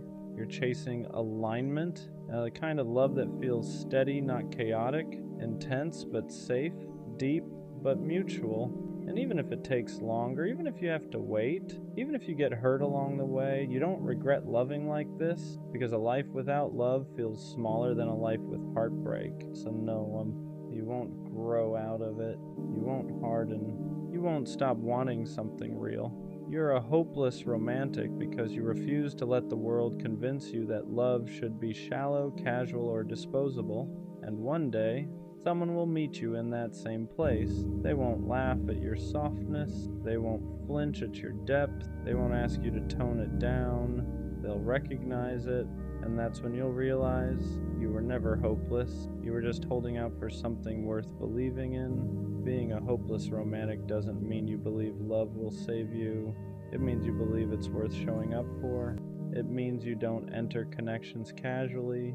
You don't date out of boredom. You don't give your heart halfway just to say you tried. When you love, you mean it. You pay attention. You remember small things. You imagine futures without realizing you're doing it. Not because you're delusional, but because that's how your mind works. You see potential where others see risk, and you know that scares people. Some people love with limits, with conditions, with an exit already planned. You don't. You love with the intention to stay if it's right. That's why breakups hit you harder. That's why disappointment lingers longer. That's why you take time to heal. Because when you commit emotionally, you don't do it lightly. People tell you to protect your heart, to be less invested, to stop giving so much. But they don't understand. Loving deeply isn't something you can switch off. It's how you experience the world. You feel things fully. Music hits harder, memories stick longer, connection means more, and yes, that makes life heavier sometimes, but it also makes it meaningful. You don't want love that feels replaceable. You don't want someone who treats you like an option among many. You want to be chosen the same way you choose, intentionally, fully, without hesitation. And until that exists, you'd rather be alone than half present in something shallow. That's the part people miss. A hopeless romantic isn't desperate for love, they're selective. They'd rather wait than cheapen the way they love just to fit in. So when you say you're a hopeless romantic, what you really mean is, you still believe connection matters, you still believe loyalty is rare, you still believe love should feel like home, not like a negotiation. And even after heartbreak, after disappointment, after learning how badly love can hurt, you don't shut down, you slow down, you heal, you keep your heart intact, because the world already has enough people who don't care. What it doesn't have enough of are people willing to love honestly without pretending it's easy. And that's not weakness, that's conviction. Being a hopeless romantic isn't about expecting perfection. It's about refusing to treat love like something disposable. It's knowing that connection is rare and not watering it down just to seem unaffected. You don't fall for people easily, but when you do, it's intentional. You don't love out of loneliness, you love out of recognition. There's a moment where you see someone, not just who they are, but who they could be with you, and something in you locks in, not obsession, not fantasy, commitment, and that's where people misunderstand you. They think you're idealizing, they think you're rushing, they think you're setting yourself up to get hurt, but what they don't see is how much restraint it takes to love like this in a world that treats feelings like liabilities. You know how badly it can go. You've felt the disappointment, the silence, the slow realization that someone didn't choose you the way you chose them, and still, you don't turn cold, you don't reduce love to strategy, you don't keep score, you don't enter connections with a backup plan. Because loving halfway feels worse to you than losing someone you loved fully. You want the kind of love that's unmistakable, where effort doesn't fluctuate, where intentions don't need decoding, where loyalty isn't treated like something rare or surprising. You want love that's steady, not loud, not chaotic, not anxiety disguised as excitement, just real. And yes, that means you get hurt deeper, because when you love, you're all the way in. You don't protect yourself by caring less. You protect yourself by choosing carefully. That's the difference. A hopeless romantic isn't reckless. They're discerning. They'd rather be alone than share space with someone who makes them feel like they're asking for too much just by wanting honesty, effort, and presence. And if that means waiting longer, so be it. Because you're not waiting for attention. You're waiting for alignment. For someone who doesn't flinch at your depth, who doesn't joke about your softness, who doesn't need you to tone it down to make things easier. Someone who sees the way you love and says, good, I do too. So no, you won't stop being a hopeless romantic, not because you haven't learned, but because you've learned exactly what it costs and you've decided it's still worth it. Being a hopeless romantic means you don't know how to love a little. You either feel it or you don't. And when you feel it, it changes the way you move. You start noticing the small things, the way someone texts you when they're busy, the way they remember what you said weeks ago, the way they look at you when you're not trying, and you don't call that doing too much, you call that real. But the world tries to train that out of you. It tells you to be chill, to act like you don't care, to keep your feelings locked up until someone earns them. So you try to play that role, you try to be distant, try to be casual, try to treat love like it's just another thing, and it never works, because that's not who you are. You don't want a connection where you're constantly guessing. You don't want to be with someone who makes loyalty feel rare. You don't want a love that only shows up when it's convenient. You want the kind of love that feels chosen, not maybe, not we'll see, not I'm not sure, chosen. And sometimes that's what makes it lonely, because you keep meeting people who like the attention, but don't respect the intention. People who love the way you make them feel, but don't want to carry the responsibility of caring back, so you end up doing the hardest thing for someone like you.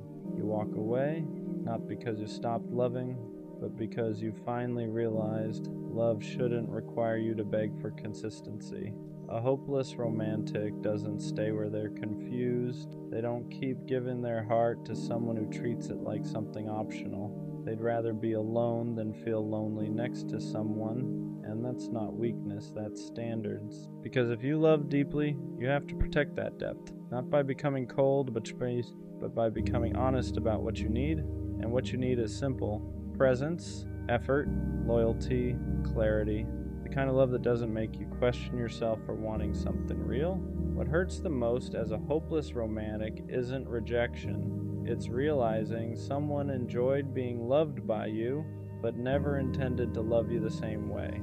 They liked the attention, the consistency, the way you showed up without hesitation, but when it came time to match that energy, to choose you with the same certainty, they hesitated, and that hesitation sticks with you because you don't love casually, you don't give pieces of yourself without meaning to, So when someone accepts your love without offering clarity in return, it feels like betrayal, even if they never promised anything. That's the quiet pain of being a hopeless romantic. You assume people love the way you do, with intention, with follow-through, with the understanding that feelings carry weight, and when they don't, you start questioning yourself. Am I asking for too much? Am I moving too fast? Am I wrong for wanting something solid? But the truth is, you weren't wrong. You were just loving someone who didn't have the same capacity. Some people like being cared for more than they like caring back. They want the benefits of your depth without the responsibility of meeting it, and learning that forces you to grow. Not by loving less, but by loving smarter. You start paying attention to actions, to consistency, to whether someone shows up when it's easy and when it's inconvenient. You stop pouring into people who only give when it suits them, not because you've become colder, but because you've learned your heart isn't something everyone deserves access to. Being a hopeless romantic doesn't mean you accept crumbs. It means you believe in love enough to walk away when it's not being returned honestly. And that's the part people don't see. Your softness comes with strength. Your depth comes with discernment, because loving deeply also means knowing when to stop. Being a hopeless romantic means waiting doesn't scare you. Settling does. You've seen what happens when people accept love that's almost right. They grow quieter. They grow distant. They start convincing themselves that good enough is enough. And you know that could never be you. You don't want a relationship that slowly drains you. You don't want love that feels like compromise from the very beginning. So you wait. Not because you think you're better than anyone else, but because you know yourself. You know how deeply you attach, how fully you commit, how once your heart is in, it doesn't wander. And you also know what happens when that kind of heart ends up in the wrong hands. It gets taken for granted, it gets tested, it gets stretched until it starts hurting more than it should. So patience becomes protection. You don't rush intimacy. You don't force connection. You let people show you who they are before you give them access to who you are. That's not fear. That's wisdom earned the hard way. Some days the waiting feels heavy. You watch people pair off quickly. You hear about relationships that just happened. You wonder if maybe you're overthinking things. But deep down, you know the truth. You're not waiting for attention. You're waiting for alignment. For someone who doesn't flinch when things get real, who doesn't pull back when feelings deepen, who doesn't treat commitment like a loss of freedom. You want someone who stays present, who chooses you clearly, who doesn't make you question whether you're asking for too much, because to you, love isn't supposed to feel confusing. It's supposed to feel steady, and until that exists, being alone is still better than being half-loved. That's the quiet strength of being a hopeless romantic. You don't chase, you don't beg, you don't lower your standards just to say you're not alone. You wait, not because you're hopeless, but because you believe the right love won't require you to betray yourself. People like you feel things more intensely, not because you're dramatic, but because you're present. When something matters to you, it doesn't sit quietly in the background, it moves through you. It stays with you. Love doesn't just pass through your life, it marks it. That's why moments linger longer, why memories feel heavier, why connections don't fade easily once they've mattered. And people tell you that's a problem. They say you should care less, detach quicker, move on faster.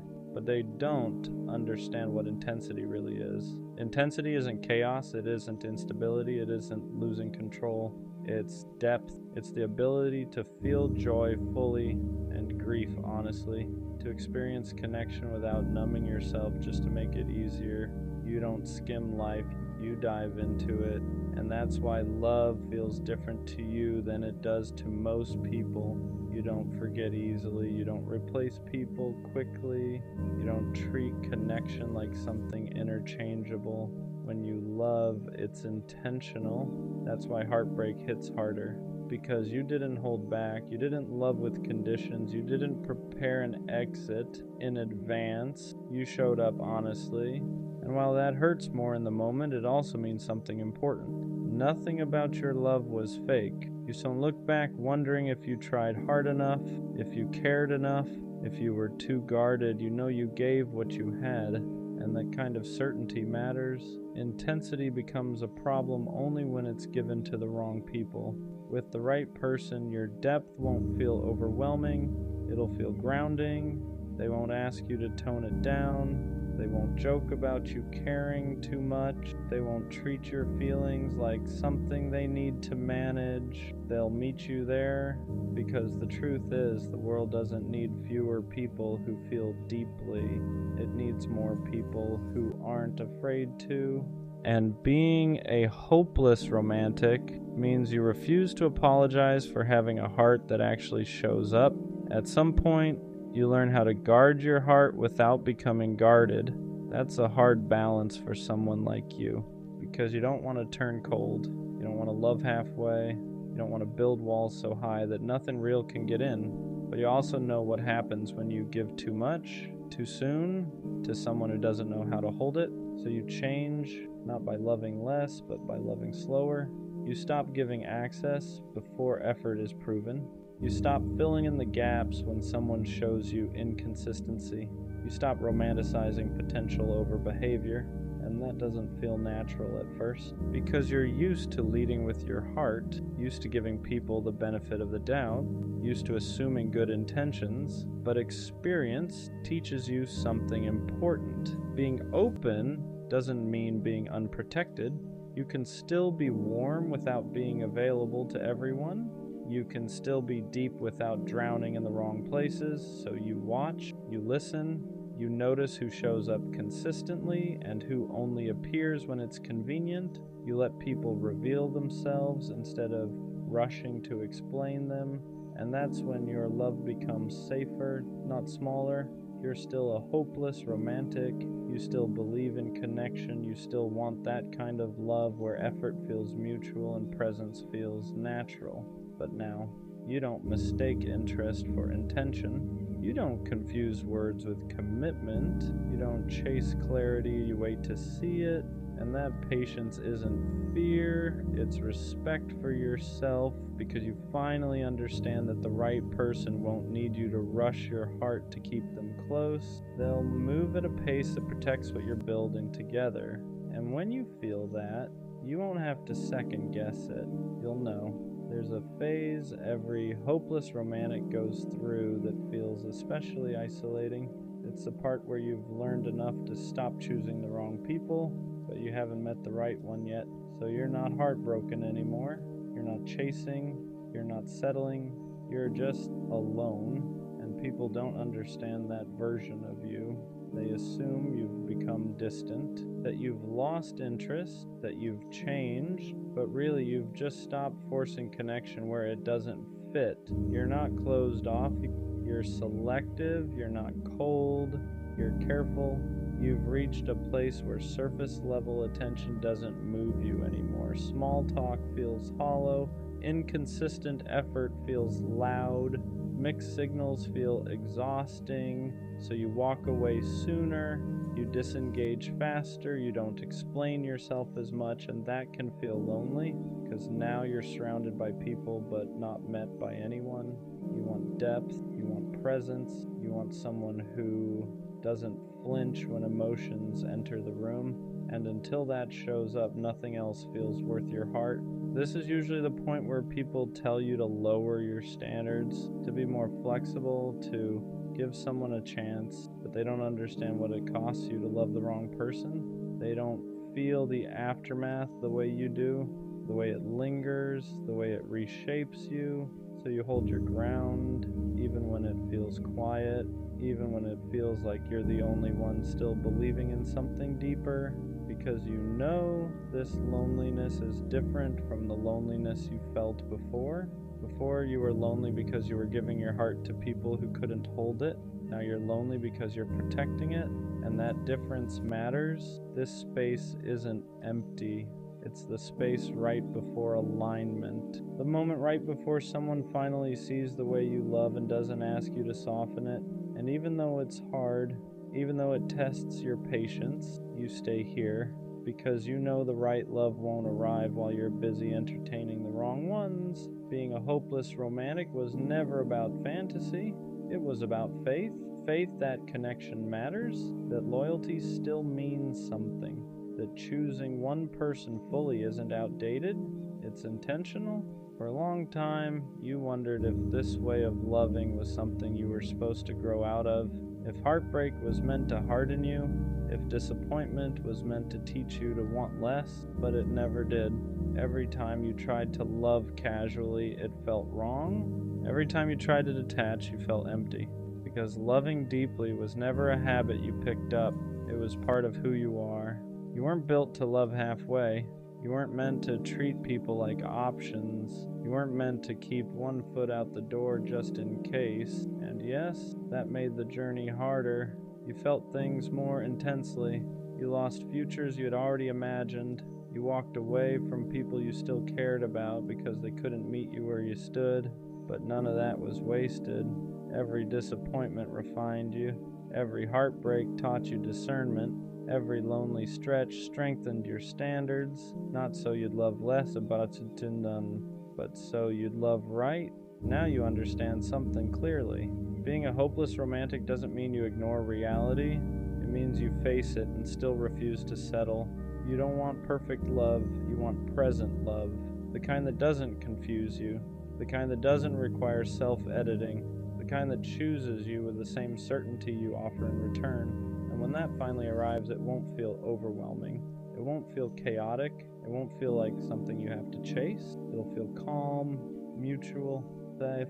You won't wonder where you stand. You won't question if you're asking for too much. You won't feel like you're loving harder than you're being loved. And in that moment, everything will make sense. All the waiting, all the walking away.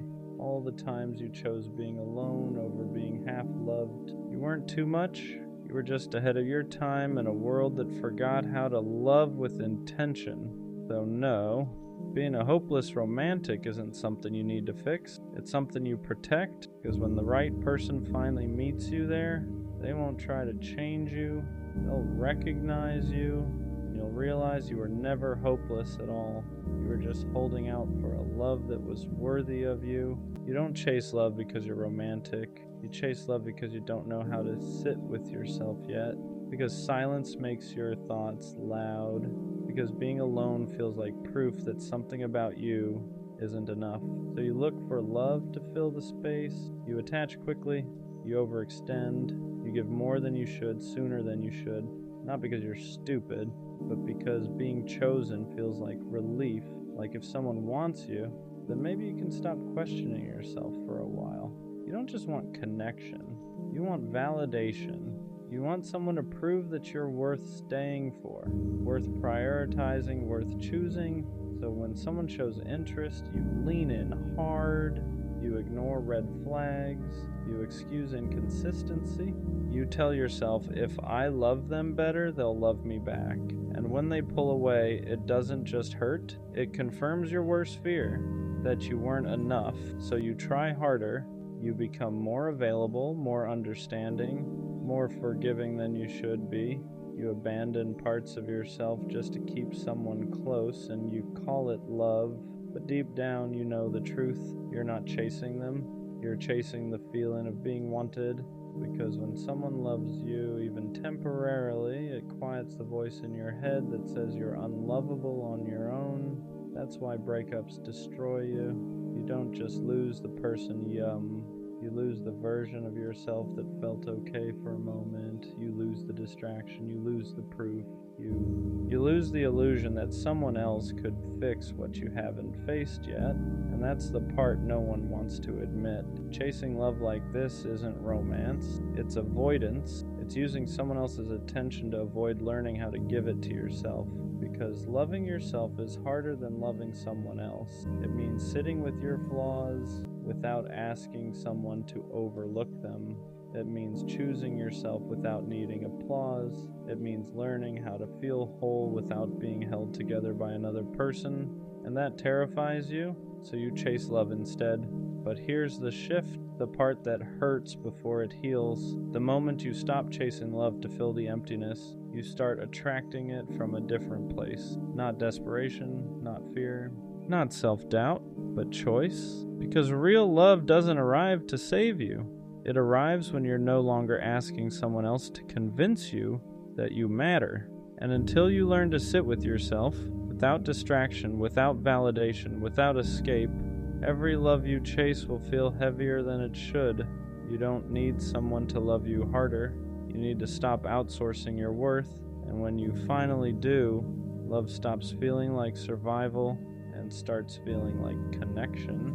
You don't chase love because you're passionate. You chase it because being alone feels unbearable. Because when things get quiet, your thoughts get loud, and they don't tell you kind things. So you look for someone else to sit in that space with you, to distract you, to validate you, to make you feel wanted enough to forget how little you feel about yourself.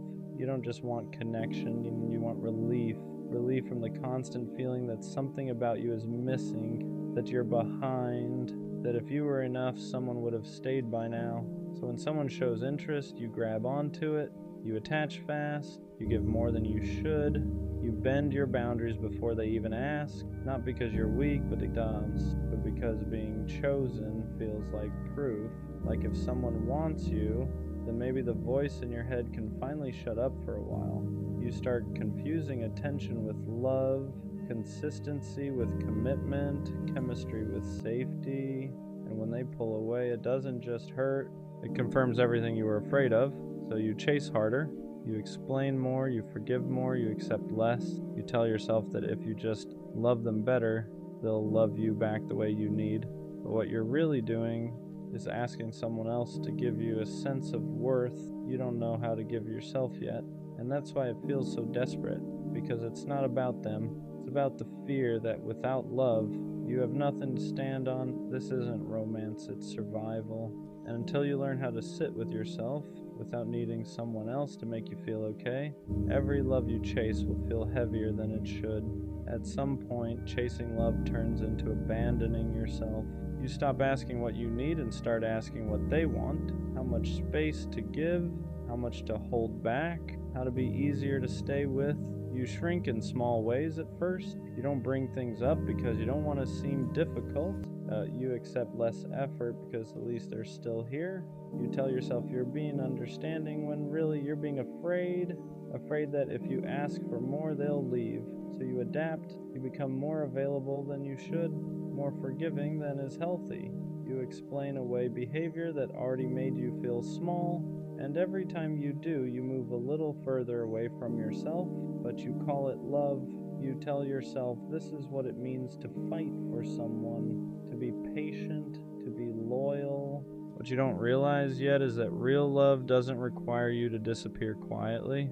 The reason chasing feels exhausting is because you're running from your own emptiness. You're hoping someone else will choose you loudly enough to silence the doubt inside you. So when they pull back, your anxiety spikes, you replay conversations, you blame yourself, you look for ways to fix it, not because you were wrong, but because you're terrified of being left alone with yourself again. And that's the cycle. The more you chase, the more you lose your footing. The more you lose yourself, the more you need them to feel okay. That's why it hurts so much. Not because they were everything, but because you made them responsible for holding you together. And no one can carry that forever. This is the part people avoid talking about. Chasing love like this doesn't mean you care deeply. It means you don't feel grounded without external validation. And until you learn how to stand on your own, how to sit with yourself without needing to be chosen, love will keep feeling like something you have to earn instead of something you share. When you chase love from a place of emptiness, you don't attract people who pour into you. You attract people who take, not always intentionally, not always maliciously, but people who sense, even subconsciously, that you're willing to overgive just to stay connected. They feel how flexible you are, how much you're willing to adjust, how far you'll bend before you break. So they let you. They accept your effort without matching it. They enjoy your presence without committing to it. They keep you close enough to benefit from your care, but far enough to avoid responsibility.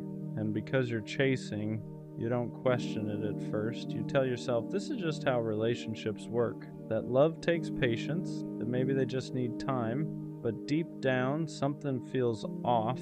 You're always the one checking in, always the one clarifying, always the one trying to fix the distance that keeps appearing out of nowhere. And instead of asking why they're inconsistent, you ask what you did wrong. That's the trap. Chasing love trains you to blame yourself for other people's lack of effort. You start believing that if someone isn't choosing you, it's because you didn't love them well enough.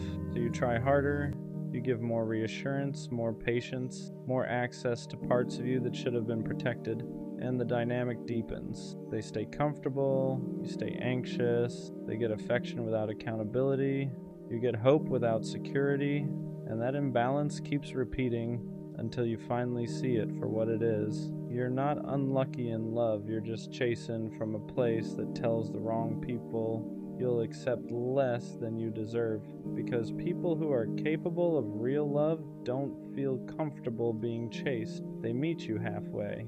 The ones who stay distant, inconsistent, unclear, they stay because the chase benefits them. And until you stop chasing to feel worthy, you'll keep finding yourself in the same story with different faces. Eventually, there's a moment where chasing love stops feeling hopeful and starts feeling exhausting. You realize you're tired, not because love is hard, but because you've been doing all the emotional work alone. You're the one overthinking, the one adjusting, the one trying to hold something together that keeps slipping through your fingers. And for the first time, you ask a quiet question you've been avoiding. Why does love feel like something I have to prove myself worthy of? That question is uncomfortable because it points inward. It forces you to see that chasing love has been a distraction, a way to avoid sitting with yourself, a way to avoid asking why you don't feel enough without someone choosing you. Because as long as you're focused on them, their mixed signals, their distance, their inconsistency, you don't have to face the emptiness underneath. You don't have to ask why you're afraid of being alone, why validation feels necessary, why rejection feels like confirmation instead of redirection. So you keep chasing, but here's the truth that hurts before it heals. Chasing love delays self-healing. Every ounce of energy you spend trying to be chosen is energy you're not spending, learning how to choose yourself, and that's why nothing ever feels settled, because no matter who you're with, you're still looking to them to fix something they didn't break. They can't give you security you haven't built internally. They can't love you into self-worth.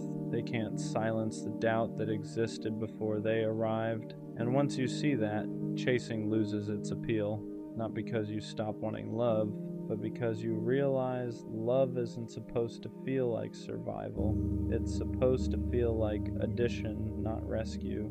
And the moment you stop running from yourself is the moment the chase starts to lose its power. Learning how to sit with yourself is the hardest part of this whole process, because when you stop chasing love, there's nothing left to distract you.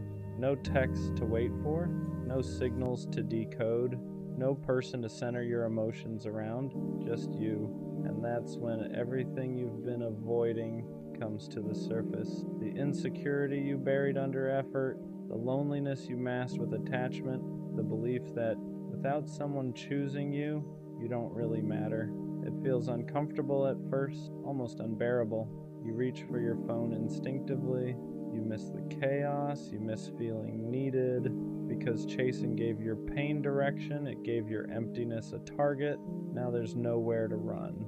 And this is where most people go back. They re-enter old dynamics, text people they shouldn't, lower their standards just enough to feel wanted again, not because they're weak, but because sitting with yourself requires honesty.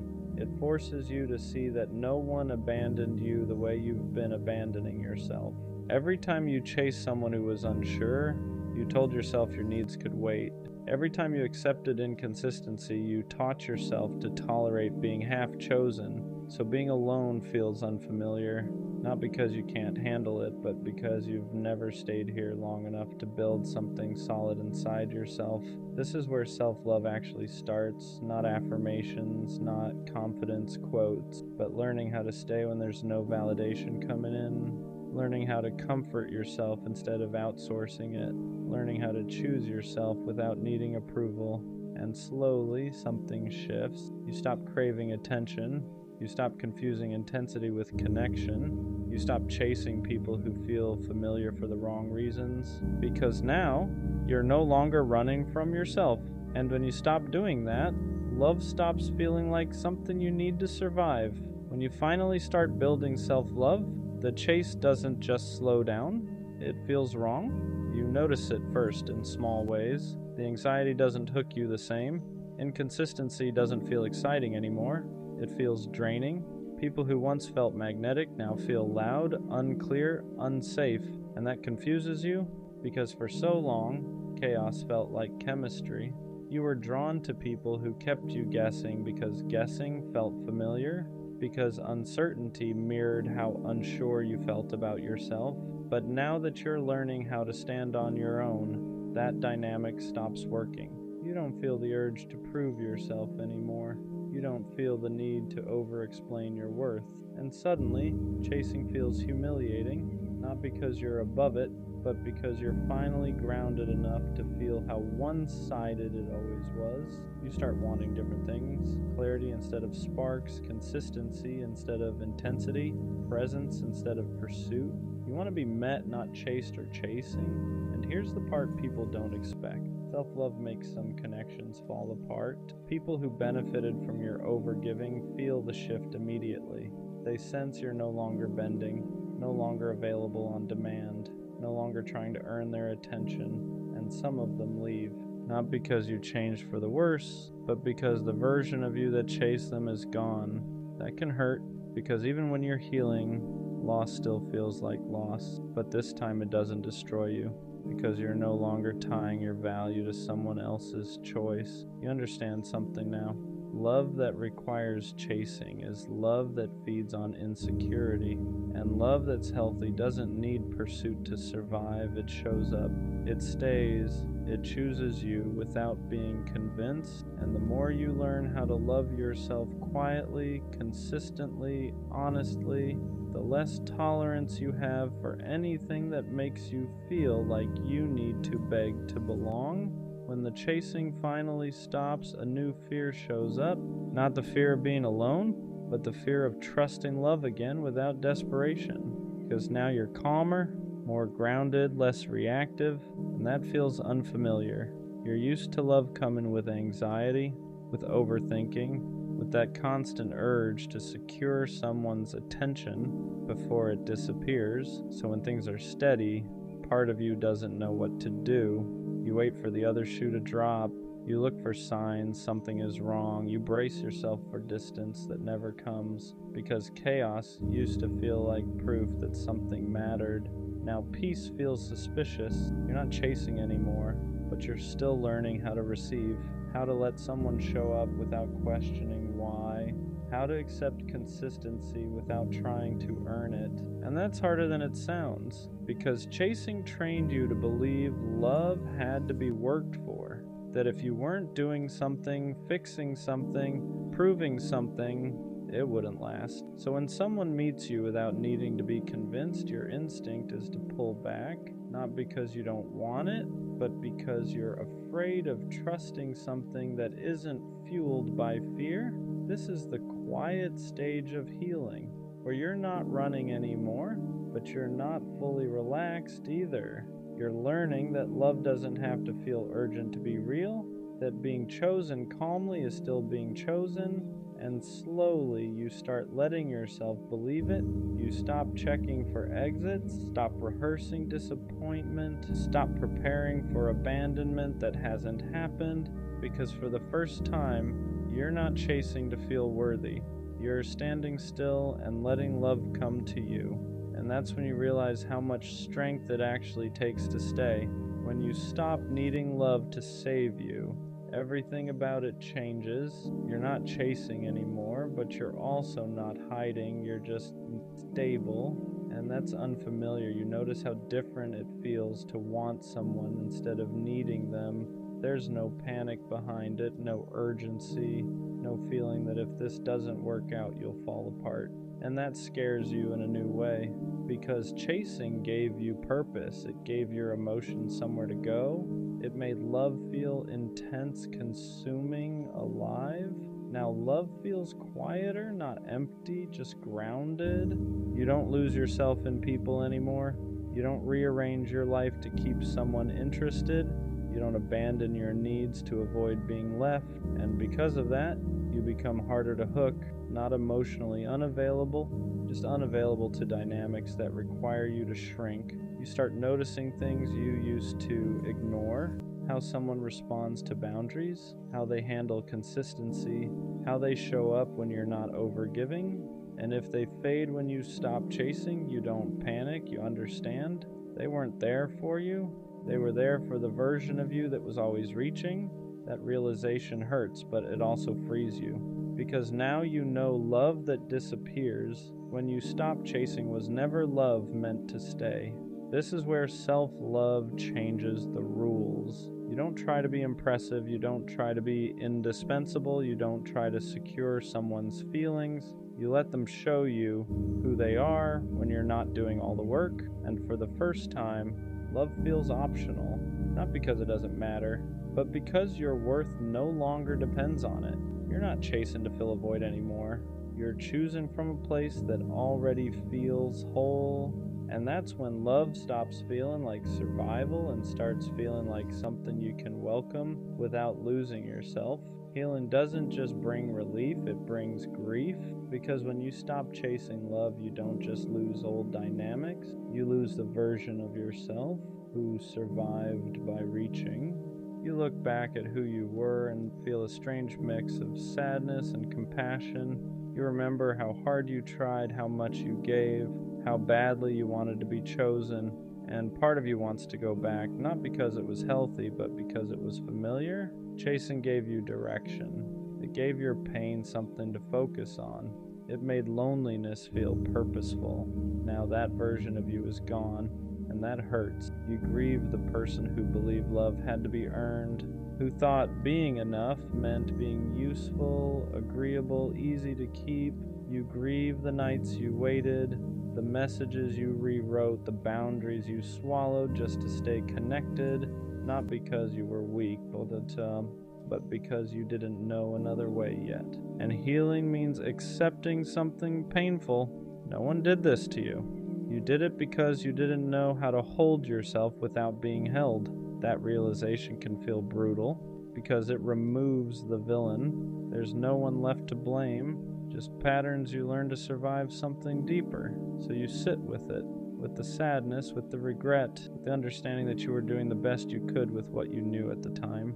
And slowly, that grief turns into respect. Respect for how much you endured, for how deeply you wanted love, for how brave it was to keep believing, even in the wrong places. You don't hate the old version of you.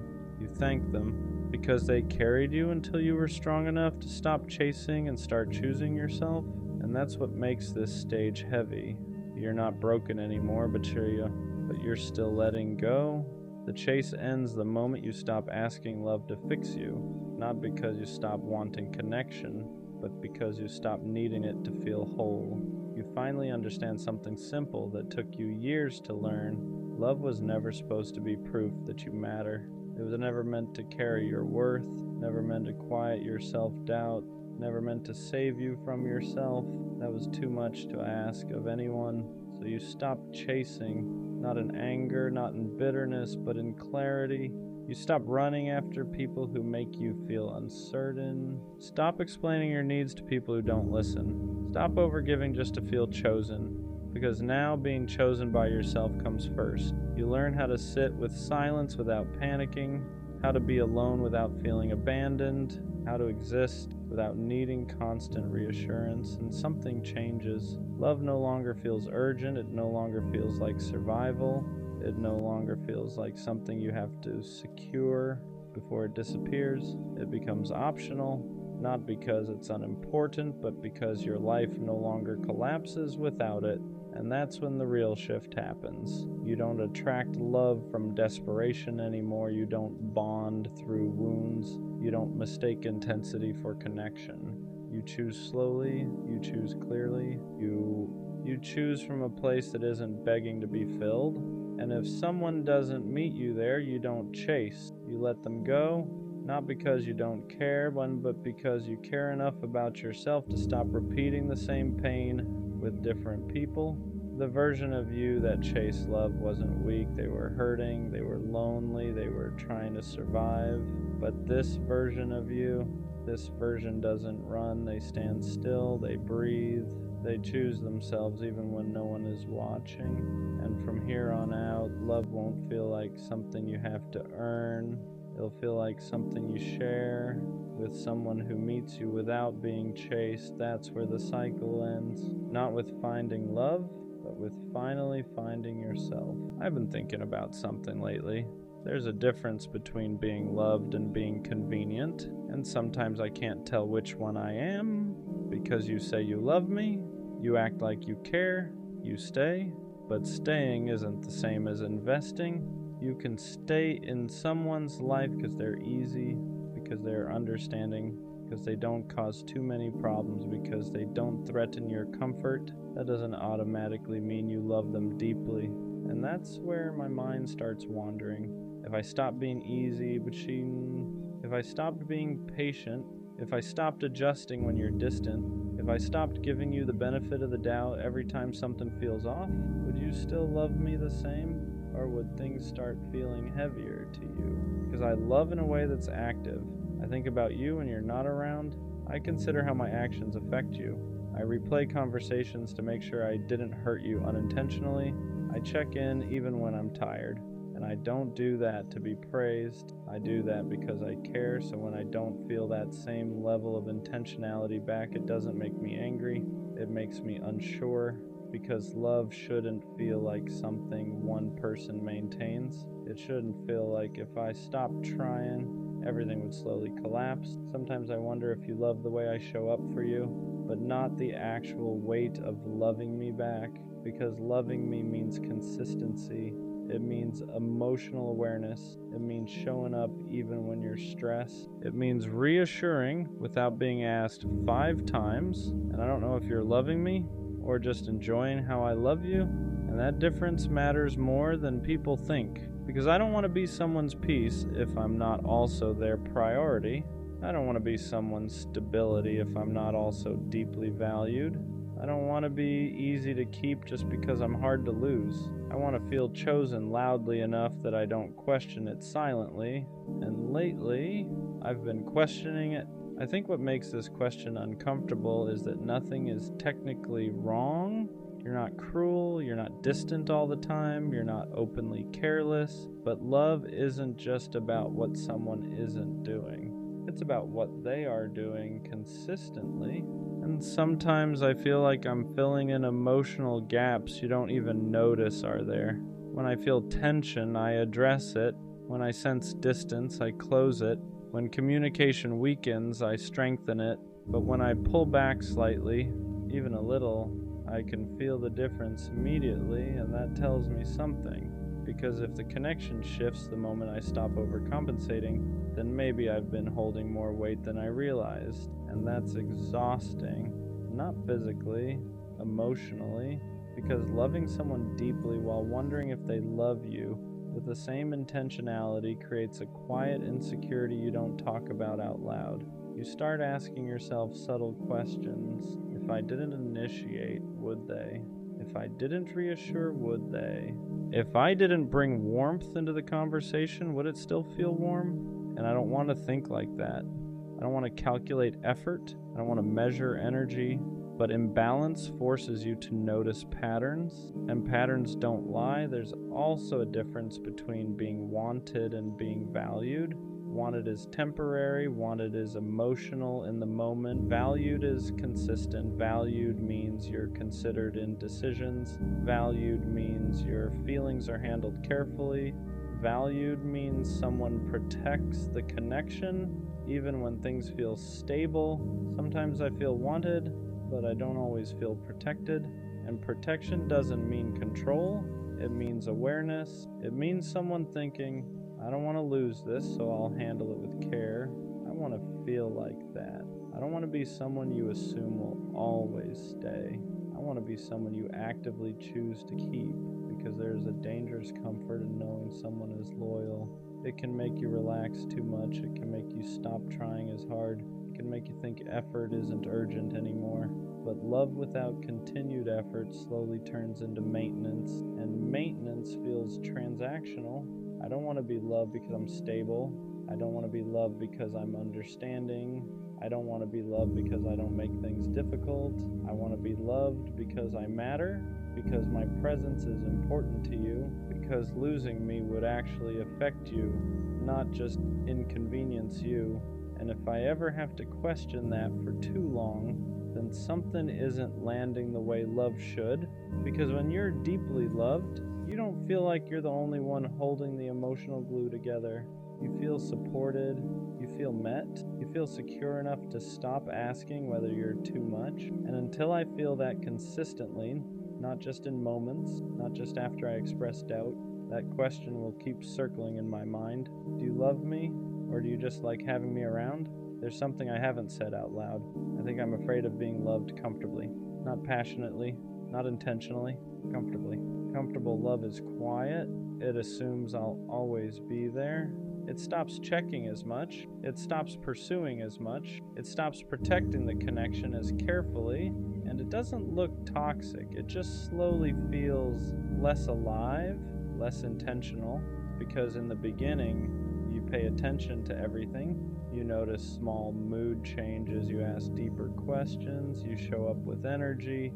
But once things feel secure, once I've proven I'm loyal, once you feel like I'm not going anywhere, do you still put in that same care?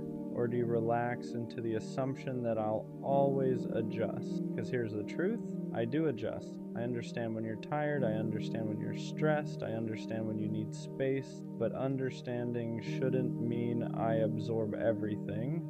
It shouldn't mean I silently carry the emotional difference. And sometimes I feel like I do. Sometimes I feel like I love you in ways that require awareness, and you love me in ways that require comfort. There's a difference. Awareness asks, how does this affect them? Comfort asks, they'll understand. And I always do. But at what cost? Because when you're the emotionally steady one, the patient one, the consistent one, people forget you still need reassurance too. They forget you still need to feel chosen. They forget that even the calmest person can start questioning things if effort shifts. And I've felt shifts, not dramatic ones, small ones, less curiosity, less intentional communication, less urgency to fix small disconnects. And when small disconnects aren't addressed, they grow, not into explosions, into distance. And distance is quiet, doesn't scream, it settles, it makes you feel slightly alone even when someone is right there. That's the part that scares me, not losing you. Feeling alone while still having you. Because if I'm going to love someone deeply, I don't want to feel like I'm maintaining it by myself. I don't want to feel like my emotional awareness is what keeps us stable. I want to feel met. I want to feel like if I pull back slightly, you lean in. I want to feel like if I'm overwhelmed, you step up. I want to feel like if I go quiet, you notice without me announcing it. That's love. Not just staying, not just saying it, but actively participating in it. And until I feel that consistently, not just when I bring it up, not just after conflict, not just when I look distant, that question will sit with me. Are you loving me deeply, or just loving the fact that I make things easy? I think the hardest truth I'm slowly accepting is this. If I have to constantly question the depth of your love, then something about it doesn't feel secure. And love without security becomes anxiety. Not loud anxiety, quiet anxiety. The kind where I replay conversations in my head, the kind where I overanalyze tone, the kind where I wonder if I'm asking for too much just because I want consistency. And I don't want to be that version of myself. I don't want to love guarded. I don't want to measure how much I give. I don't want to calculate who initiates more. I don't want to mentally track effort just to reassure myself that things are balanced, because love shouldn't feel like an equation. It shouldn't feel like if I relax, everything will slowly fall apart. It should feel shared, protected from both sides, maintained by both people. There's a difference between being loved and being relied on. Being relied on means you're useful. Being loved means you're valued. Being relied on means you bring stability. Being loved means someone protects your emotional stability too. Being relied on feels good at first. It feels important, but over time, if it's not matched with intentional care, it starts to feel heavy, because I don't want to be the emotional backbone of something without feeling emotionally supported myself. And here's the part that really matters. If I stopped being the easy one, if I stopped being the understanding one, if I stopped smoothing over tension before it grows, if I stopped filling emotional gaps without mentioning them, would you step up? Would you fight for it the same way? Would you lean in instead of leaning back? Or would things slowly drift because I'm no longer overcompensating? That question tells me everything, because real love doesn't depend on one person's emotional maturity to survive. Real love meets you halfway. It notices your silence. It responds to your distance with concern, not ego. It protects your heart even when you're not actively asking for protection. And I don't want dramatic love. I don't want obsessive love. I don't want love that feels like chaos. I want love that feels intentional. I want to feel chosen without begging for it. I want to feel prioritized without competing for it. I want to feel secure without constantly seeking proof. Because if you truly love me deeply, I won't feel like I'm guessing. I won't feel like I'm trying to convince myself. I won't feel like I'm the one holding the emotional glue together. I'll feel it in your consistency, in your effort after comfort sets in your willingness to maintain what we have instead of assuming it will maintain itself. And maybe you do love me, but if I constantly feel like I'm the one protecting the connection, then it's not balanced. And love without balance eventually becomes exhaustion. So the real question isn't just, do you love me? It's this: if I stop making it easy to love me, would you still love me the same? Or have I just been convenient all along? There's something about half-secure love that changes you slowly, not overnight, not dramatically, but quietly. You stop asking for reassurance because you don't want to seem needy. You stop bringing up small things because you don't want to create tension. You start telling yourself it's not that serious, even when it is. And little by little, you become smaller inside the relationship, not because you're weak, because you're trying to protect it. But protection shouldn't only come from one side. I shouldn't feel like I'm constantly managing the emotional temperature. I shouldn't feel like I'm the one making sure things don't drift, because when you love someone deeply, you don't just assume they'll stay. You actively maintain the connection. You don't just rely on their loyalty. You honor it. And sometimes I wonder if you've gotten used to me, used to my patience, used to my consistency, used to the fact that I rarely overreact. And being used to is dangerous, because comfort without effort turns into complacency, and complacency slowly turns into distance. And distance is what makes someone start asking questions they never wanted to ask. I don't need to be chased every day, but I do need to feel chosen every day. There's a difference. Chasing is about excitement. Choosing is about intention. Choosing means you still show effort after the honeymoon phase fades. Choosing means you still check in emotionally even when nothing is wrong. Choosing means you don't let comfort replace care. And that's what I crave. Not intensity, not drama, not chaos disguised as passion. I want steady love, the kind where I don't have to analyze tone, the kind where I don't feel like I'm overthinking every small shift. the kind where my nervous system isn't constantly scanning for changes, because when love feels secure, your body relaxes. You don't brace for distance. You don't anticipate inconsistency. You don't question whether you matter that day. And lately I've caught myself bracing. That's what scares me. I've realized something about myself. When I start questioning whether I'm loved, I don't get loud. I get quiet. I observe more. I speak less. I test nothing, but I notice everything. I notice if you initiate. I notice if you reassure without being prompted. I notice if your effort stays steady or fluctuates. And if it fluctuates too much, I don't argue. I slowly detach, not because I want to, but because protecting my heart becomes instinct. And once I start detaching, it's hard to reverse, because detachment doesn't come from anger. It comes from exhaustion, from feeling like you've been carrying something emotionally alone for too long. And I don't want to detach from you. I want to feel secure with you, but security requires reciprocity. I think what hurts most is the possibility that you love me in your own way, but not in the way I need. And love isn't just about what you feel internally, it's about how it translates externally. If your love makes me feel unsure, if your love makes me feel like I'm asking for too much when I ask for consistency, if your love makes me feel like I have to shrink to keep the peace, then something isn't aligning, because real love doesn't make you question your value. It reinforces it. It doesn't make you wonder if you're too emotional. It makes you feel safe expressing emotion. And I don't want to be in a position where I'm constantly explaining why I need reassurance. I want it to feel natural, mutual, balanced. Here's the truth I don't say out loud. I don't want to compete with your comfort. I don't want to fight against your laziness.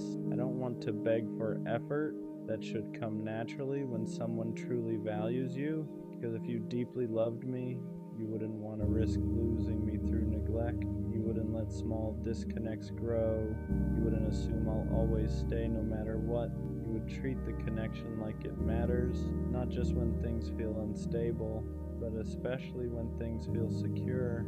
Because secure love still requires maintenance, it still requires intention, it still requires showing up fully. And if I ever feel like I'm the only one doing that consistently, that's when love starts feeling heavy instead of safe. So do you love me? Or do you just like having me?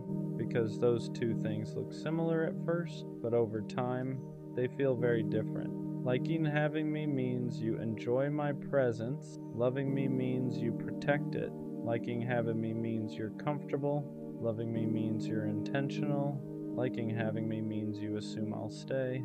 Loving me means you make sure I want to, and I don't want to stay somewhere I feel half secure. I don't want to slowly shrink just to keep something alive. I don't want to love loudly while feeling loved quietly. I want balance. I want mutual effort. I want to feel so consistently chosen that I stop asking myself this question entirely, because when you are deeply loved, you don't sit alone wondering. You feel it in the way they show up every day, not perfectly, but intentionally. And if I ever have to keep convincing myself that I'm loved, then maybe I'm not asking for too much. Maybe I'm just ready for a love that makes the answer obvious. I stayed loyal. That's the part that messes with me the most. Not because I regret it, but because I know I was real the whole time. I didn't switch up. I didn't look for other options. I didn't keep backups just in case. When I said I was with her, I meant it. Even when things fell off, even when her energy started changing, even when I had moments where I could have pulled back and protected myself, I didn't. Because in my head, loyalty wasn't something you give only when it's easy. It's something you keep, especially when it's not. So I stayed consistent, I stayed patient, I stayed solid in a situation that slowly stopped being solid back. And the crazy part is, while I was staying loyal, she wasn't. The part that's hard to explain is how I stayed the same, even when everything around me started changing. I noticed it, the distance, the shift in energy, the way conversations didn't feel the same anymore. I'm not blind, I saw the signs, but I chose to stay loyal anyway, because I told myself something simple. If I'm real about this, I don't switch up just because it gets uncomfortable. So I didn't match her energy when it dropped. I didn't start moving different. I didn't go looking for someone else just because things felt uncertain. I stayed. I kept showing up the same way I always did. And maybe that was my mistake, not being loyal, but being loyal to someone who had already started moving differently behind the scenes. Because while I was protecting what we had, she was slowly stepping out of it, and I didn't want to believe that because loyalty makes you believe in what something was, even when it's no longer what it is.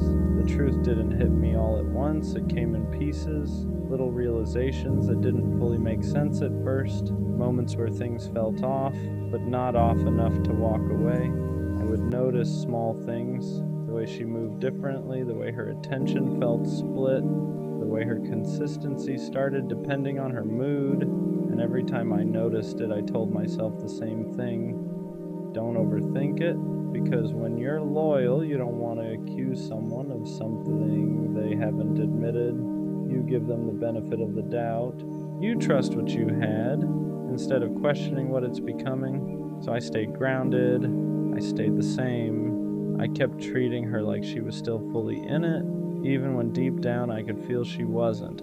And that's the part that hurts the most. Not that she switched up, but that I stayed solid while she was already moving differently. At some point, the truth became impossible to ignore, not because she said it, but because her actions started saying it for her. You can feel when someone isn't fully there anymore. You don't need proof, you don't need confirmation. It's in the energy, the way they reply, the way they move, the way they stop showing up the same way they used to. And I felt that, but I stayed loyal anyway, because I kept thinking loyalty meant holding on, holding it together, holding on to what we had, even if it was slipping. But here's what I didn't understand at the time. You can't hold something together by yourself, and I was the only one holding. The more I look back at it, the more I realize something that's hard to accept. I wasn't just being loyal, I was ignoring reality, because loyalty doesn't mean staying blind. It doesn't mean pretending everything is okay when it's clearly not. But that's what I was doing. I was staying consistent in a situation that was becoming inconsistent. I was giving the same energy to someone who had already started giving less, and the imbalance kept growing slowly, quietly, until it was obvious. But by then, I had already invested too much to walk away easily, and then it finally happened. Not in some dramatic way, not in a way that gave me closure, just clarity. She wasn't loyal, not in the way I was. While I was choosing her every day, she was leaving space for something else, maybe someone else, maybe just options, but either way, she wasn't standing where I was standing. And that realization hits different, because it's not just about losing someone, it's about realizing you weren't standing on the same level the whole time. For a while, that made me question everything, not just her, myself. I started thinking, was I too loyal? Did I stay too solid? Should I have moved differently?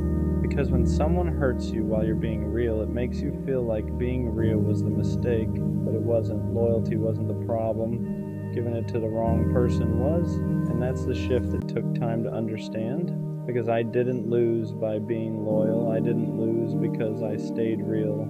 If anything, that's the part I kept. That's the part that didn't change.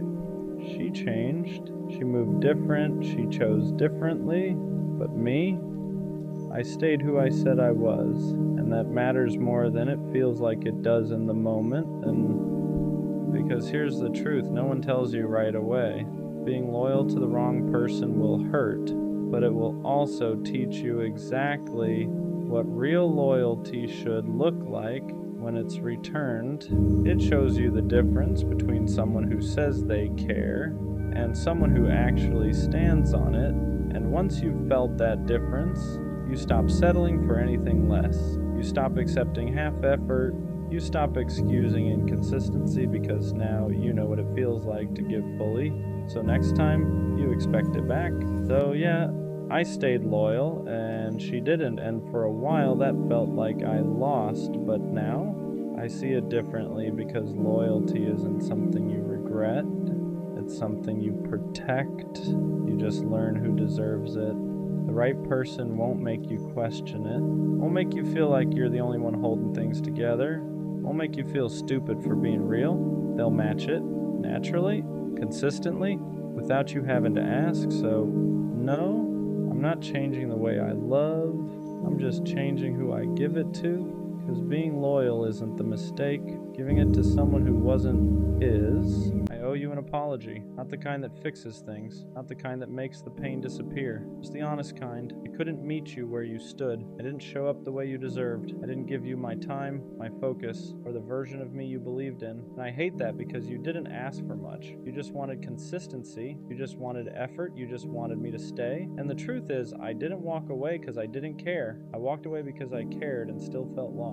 For a moment, you broke through everything I built to protect myself. The walls were down. I was open again. I remembered how to feel without fear, how to love without keeping score. I was that version of myself I thought was gone. Then, reality got loud. Responsibilities piled up. Pressure from the future kept whispering that love wasn't something I had room for right now, that I needed to focus, that I needed to choose progress over emotion. Those thoughts didn't show up once, they stayed. They wore me down. I didn't know how to balance becoming who I needed to be and being who you needed at the same time, so instead of learning how, I ran. And I know saying sorry doesn't undo that. I know explanations don't heal wounds. I know intention doesn't erase impact. I hate that I taught you what love feels like when it leaves. I hate that I entered your life knowing I wasn't ready to stay. You didn't deserve confusion. You didn't deserve half effort. You didn't deserve to be left wondering if you were enough. You were. I just wasn't. And maybe one day when timing isn't fighting us, when growth doesn't feel like a threat to connection, I'll look back and understand why it had to end like this. But for now, all I can give you is honesty, not excuses, not promises, just this truth. I didn't fail to love because you weren't right. I failed because I wasn't ready. What hurts the most is knowing I saw the damage happening in real time and still didn't know how to stop it. I felt myself pulling away while you were still reaching out. I noticed the distance growing before I ever said a word about it, and instead of communicating the fear, the confusion, the pressure I was under, I stayed quiet. I chose silence because it was easier than admitting I didn't have the capacity to love you the way you needed. I convinced myself I was protecting you by leaving, that if I walked away early it would hurt less. But that was just another lie I told myself to make it easier to go. Because walking away doesn't soften the impact, it just changes the shape of the pain. Instead of closure, it leaves questions. Instead of understanding, it leaves self-doubt. And I hate that I played a part in that for you. You probably wondered what changed. You said something wrong. If you asked for too much, if loving me was a mistake, that's the part that keeps me up at night. Because none of this was your fault. You didn't push me away, you didn't move too fast, you didn't love wrong. You loved honestly, and I wasn't prepared to receive that. I wish I could tell you that timing is just an excuse, that if you really love someone, you make it work no matter what. But the truth is messier than that. Sometimes people are still becoming who they need to be. Sometimes they're carrying pressure they don't know how to put down. And sometimes they mistake love for something they need to run from instead of lean into. I didn't leave because you weren't enough.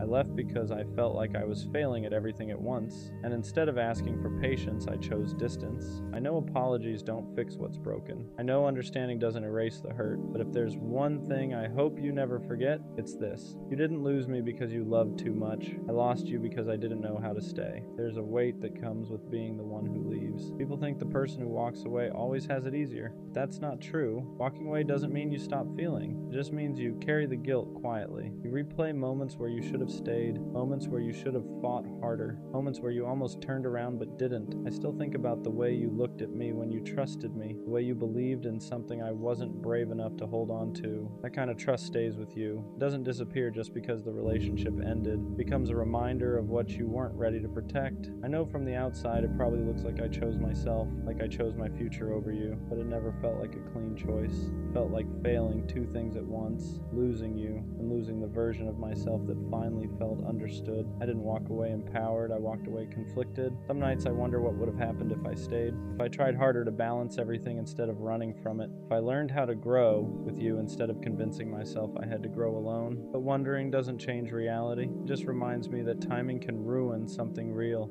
if you let fear lead the decision. I hope you never think I took your love lightly. I felt it, I just didn't know how to carry it without dropping everything else in my life. And instead of learning how, I chose the easier pain. The pain of absence instead of the pain of effort. If you ever question your worth because of how I left, please don't. The fact that I felt safe enough to open up, even briefly, says everything about you. The fact that I couldn't stay says everything about where I was, not who you are. There's something I never said out loud, and maybe I should have. Leaving didn't make things quieter in my head. It made them louder, because once you're gone, there's no distraction from the truth, no comfort of your presence, no reassurance to lean on when doubt creeps in, just you, alone, facing the consequences of the choice you made. I had to sit with the fact that I hurt someone who only wanted to love me right, that I walked away from something genuine because I was scared of not being enough in the future I was chasing. And fear has a way of disguising itself as logic. It tells you you're being responsible, when really you're just running. I told myself I'd come back when things settled down, when life felt more manageable, when I had my priorities straight. But life doesn't pause to give you a second chance at people. And by the time you realize what you lost, the door is usually already closed. What I regret most isn't just leaving. It's not explaining myself fully while I was still there. I didn't give you the clarity you deserved. I let you fill in the blanks on your own, and that's unfair. Silence leaves room for self-blame, and you never deserve to carry that. You probably questioned if the love was real, if the moments meant anything. They did, every single one. The meaning alone isn't always enough to keep two people together when one of them doesn't know how to stay grounded. I'm learning now that growth doesn't have to come at the cost of connection, that ambition and love aren't enemies, that sometimes the bravest thing isn't walking away, but learning how to hold two things at once. I just wish I learned that lesson sooner. The hardest part to accept is that some lessons only make sense after the damage is done. I didn't understand back then that love isn't something you pause and come back to later.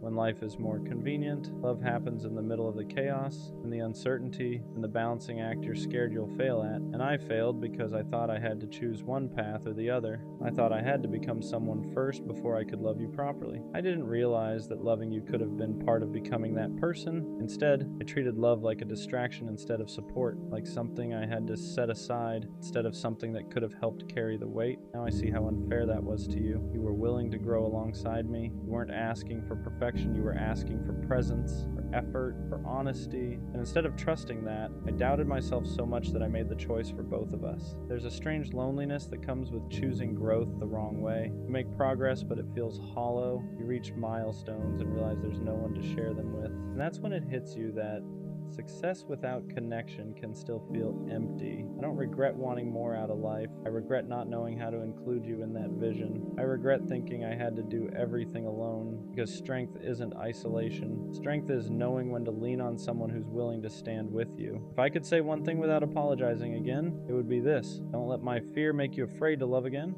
Don't let my timing convince you that you asked for too much. You didn't. I just wasn't ready to rise to the moment. There's a quiet regret that doesn't show up right away. It creeps in later when life slows down and you finally have time to reflect. When the noise fades and you're left alone with the truth. That regret isn't loud or dramatic, it's subtle. The realization that you let go of something real because you were afraid of not being able to handle it. I used to think walking away meant I was choosing myself. Now I understand that choosing yourself doesn't always mean leaving. Sometimes it means staying and learning how to show up better, and I didn't know how to do that back then. I thought distance would give me clarity. All it really gave me was perspective. I wish I had sooner. I see now how rare it is to find someone willing to love you while you're still figuring yourself out.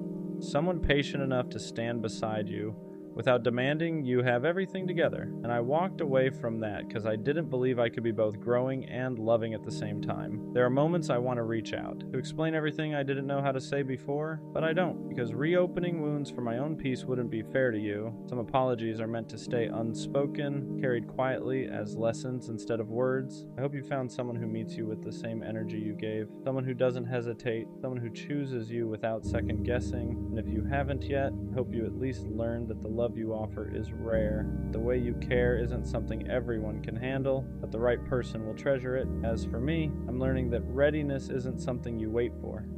It's something you practice, and I'm practicing now, even if it's too late for us. There's a strange kind of maturity that comes from realizing you can't undo certain things, not because you don't care enough, but because caring now would mean accepting that some doors close quietly and stay that way. And learning to respect that is part of growing up, even when it hurts. I've had to sit with the fact that love doesn't always come back around when you're finally ready. Sometimes it shows up before you know how to hold it, teaches you a lesson, and leaves. Not as punishment, but as preparation. And that's a hard truth to swallow when you realize the timing was off by just a little, but that little bit changed everything. What stays with me isn't just the regret, it's the clarity, the understanding of what I want to be different next time. I know now that I don't want to run when things get heavy. I don't want to choose distance just because I'm scared of failing. I don't want to confuse being busy with being unavailable. I don't want to leave someone guessing where they stand. You taught me that love isn't about having everything figured out. It's about choosing someone even when life is uncertain, about growing with someone instead of away from them. And even though I couldn't do that with you, that lesson is etched into me now.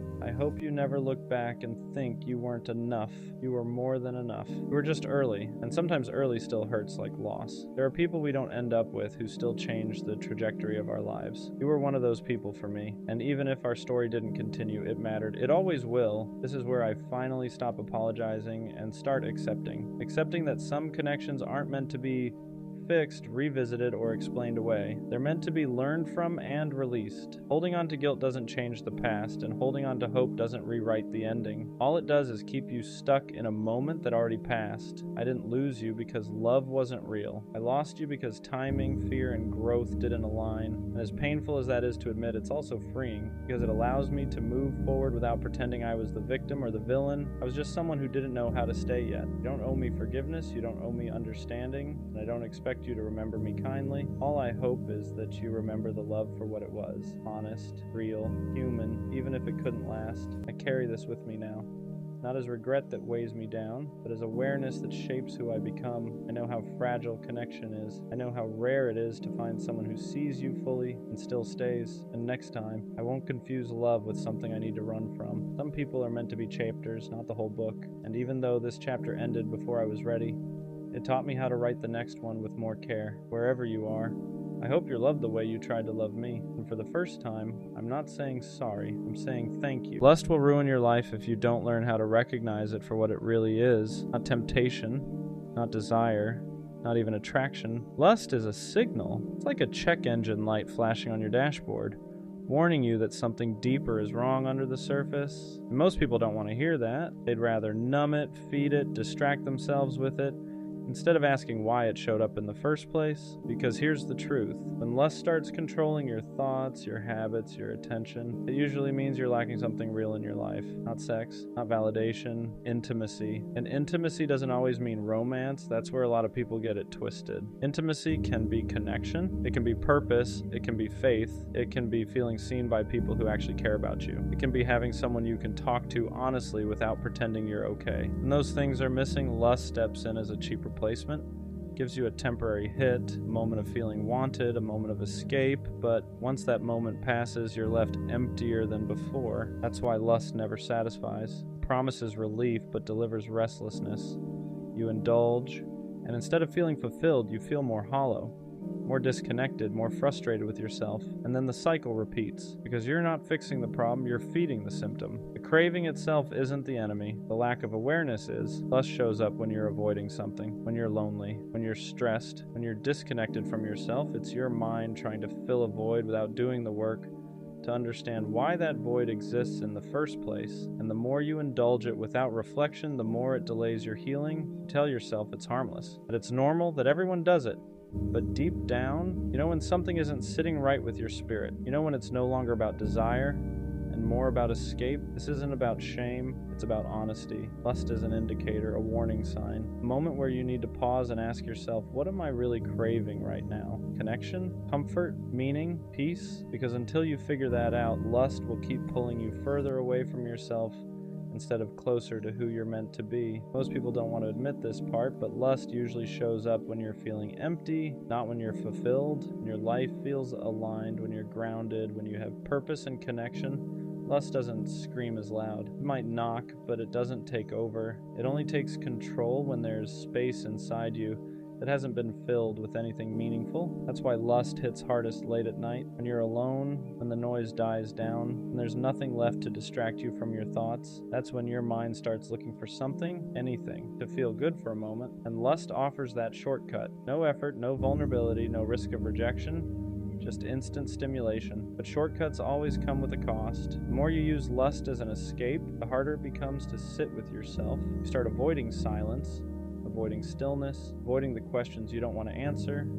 You tell yourself you're just satisfying a desire, but really you're training your brain to seek relief instead of growth, comfort instead of clarity. And over time, that changes you. It dulls your motivation. It weakens your discipline. It distorts how you view people, turning them into objects instead of humans. It lowers your tolerance for real connection because real intimacy requires patience, presence, and effort. Things lust never asks of you. This is why people who live in lust often feel stuck, not because they're bad or weak, but because they're constantly numbing the very discomfort that could push them to grow.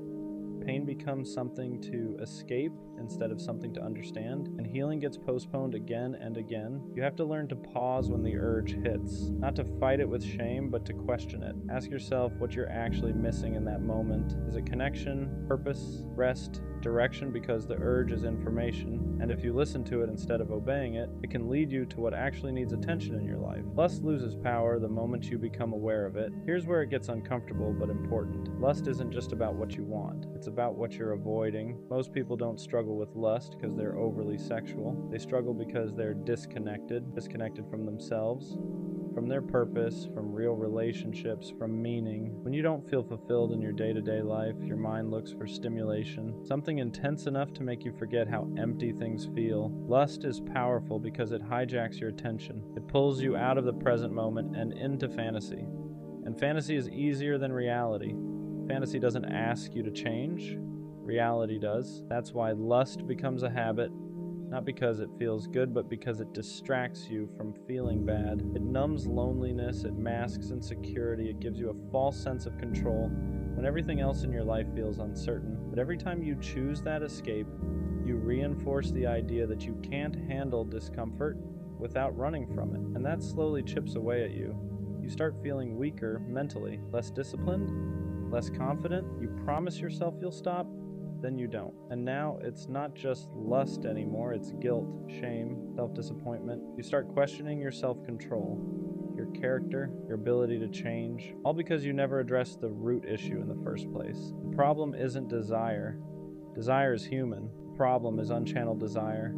Desire without direction turns into self-destruction. When your energy isn't going into building something meaningful, it leaks into things that drain you instead. This is why people who overcome lust don't just resist harder, they replace it, they build structure, they strengthen their spirit, they deepen their relationships, they find something worth committing to that gives them purpose beyond momentary pleasure. Lust thrives in isolation, in boredom, in lack of direction. But when your life has meaning, when your days are intentional, when your spirit feels aligned, lust doesn't have much room to grow. It doesn't disappear overnight, but it stops controlling you. Another reason lust has so much power is because it disguises itself as confidence. It makes you feel wanted, desired, in control. For a brief moment, it tricks you into thinking you're fulfilled. But once that moment fades, you're left with the same questions, the same restlessness, the same hollow feeling you were trying to escape in the first place. That's how you know it's not real fulfillment. Real fulfillment doesn't vanish the second the stimulation stops. Real fulfillment gives you peace afterward, not regret. Clarity, not confusion.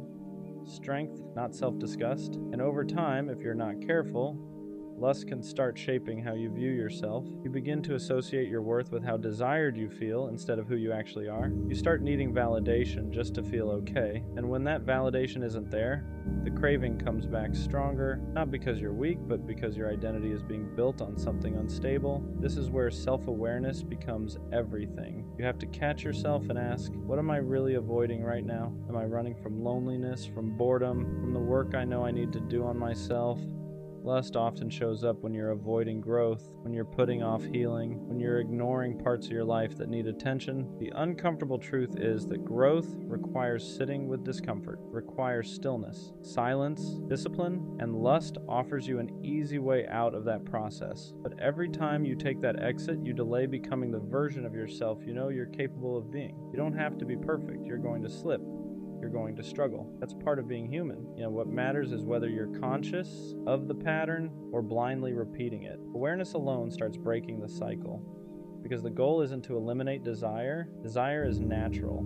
The goal is to stop letting desire control you, to stop letting it dictate your habits, your focus, and your future. When you do that, you don't lose pleasure, you gain freedom. Here's where things start to shift if you're willing to be honest with yourself. Lust isn't just about what you want. It's about what you're avoiding becoming. Every time you give in without thinking, you're choosing comfort over growth. And that choice, repeated enough times, slowly shapes the direction of your life. You start delaying things you know you should be doing. Goals get pushed back, discipline weakens, motivation fades. Not all at once, but subtly. You tell yourself you'll lock in tomorrow, you'll change next week, you'll get serious later. But later keeps moving, and you stay stuck in the same patterns, wondering why nothing feels different. And the worst part? Lust makes you numb to it. It gives you just enough relief to tolerate a life you know you're not fully proud of. It lowers the urgency to change, because why face the discomfort of growth when you can distract yourself instead? This is why so many people feel lost, not because they lack potential, but because they keep trading long-term fulfillment for short-term relief. And relief is never the same as peace. Relief fades, peace stays. When you start addressing the real voids in your life, lust starts losing its grip naturally. When you build structure into your days, when you commit to something bigger than yourself, when you start respecting your time, your body, your mind, when you develop a relationship with God, purpose or discipline, whatever grounds you, lust doesn't hit as hard, because now you have something to protect. You realize your energy is valuable, your attention is valuable, and not everything deserves access to you. You stop feeding impulses that don't align with the future you're trying to build, not out of fear, but out of respect for yourself. That's when lust stops feeling like a battle, it starts feeling like a signal. A reminder to check in with yourself, to ask, am I aligned right now? Or am I avoiding something I need to face? And every time you choose alignment over impulse, you get a little stronger, a little clearer, a little more in control. At this stage, you start realizing something important. Lust was never the root problem, it was the symptom. The real issue was disconnection. Disconnection from yourself, from purpose, from meaning, from the version of you that feels grounded and whole. Once you see that, the urge loses some of its mystery. It's no longer this uncontrollable force, it's just information. You begin to notice patterns. The urges come when you're tired, when you're bored, when you feel unaccomplished at the end of the day, when you avoided something you know you should have handled, and instead of judging yourself for it, you start listening. You ask, what am I missing right now? Rest, direction, fulfillment, human connection. This is where growth actually happens. When you suppress desire, but when you replace it. When you choose to build instead of escape. When you put energy into things that give back instead of drain you. Working on your body, your craft, your faith, your friendships. Things that leave you stronger afterward, not emptier. And the crazy part is, the more you do this, the quieter lust becomes. Not because it's gone, but because it's no longer needed to cope. You're not running from yourself anymore. You're becoming someone you respect. You start carrying yourself differently. Your confidence becomes real, not borrowed from temporary validation.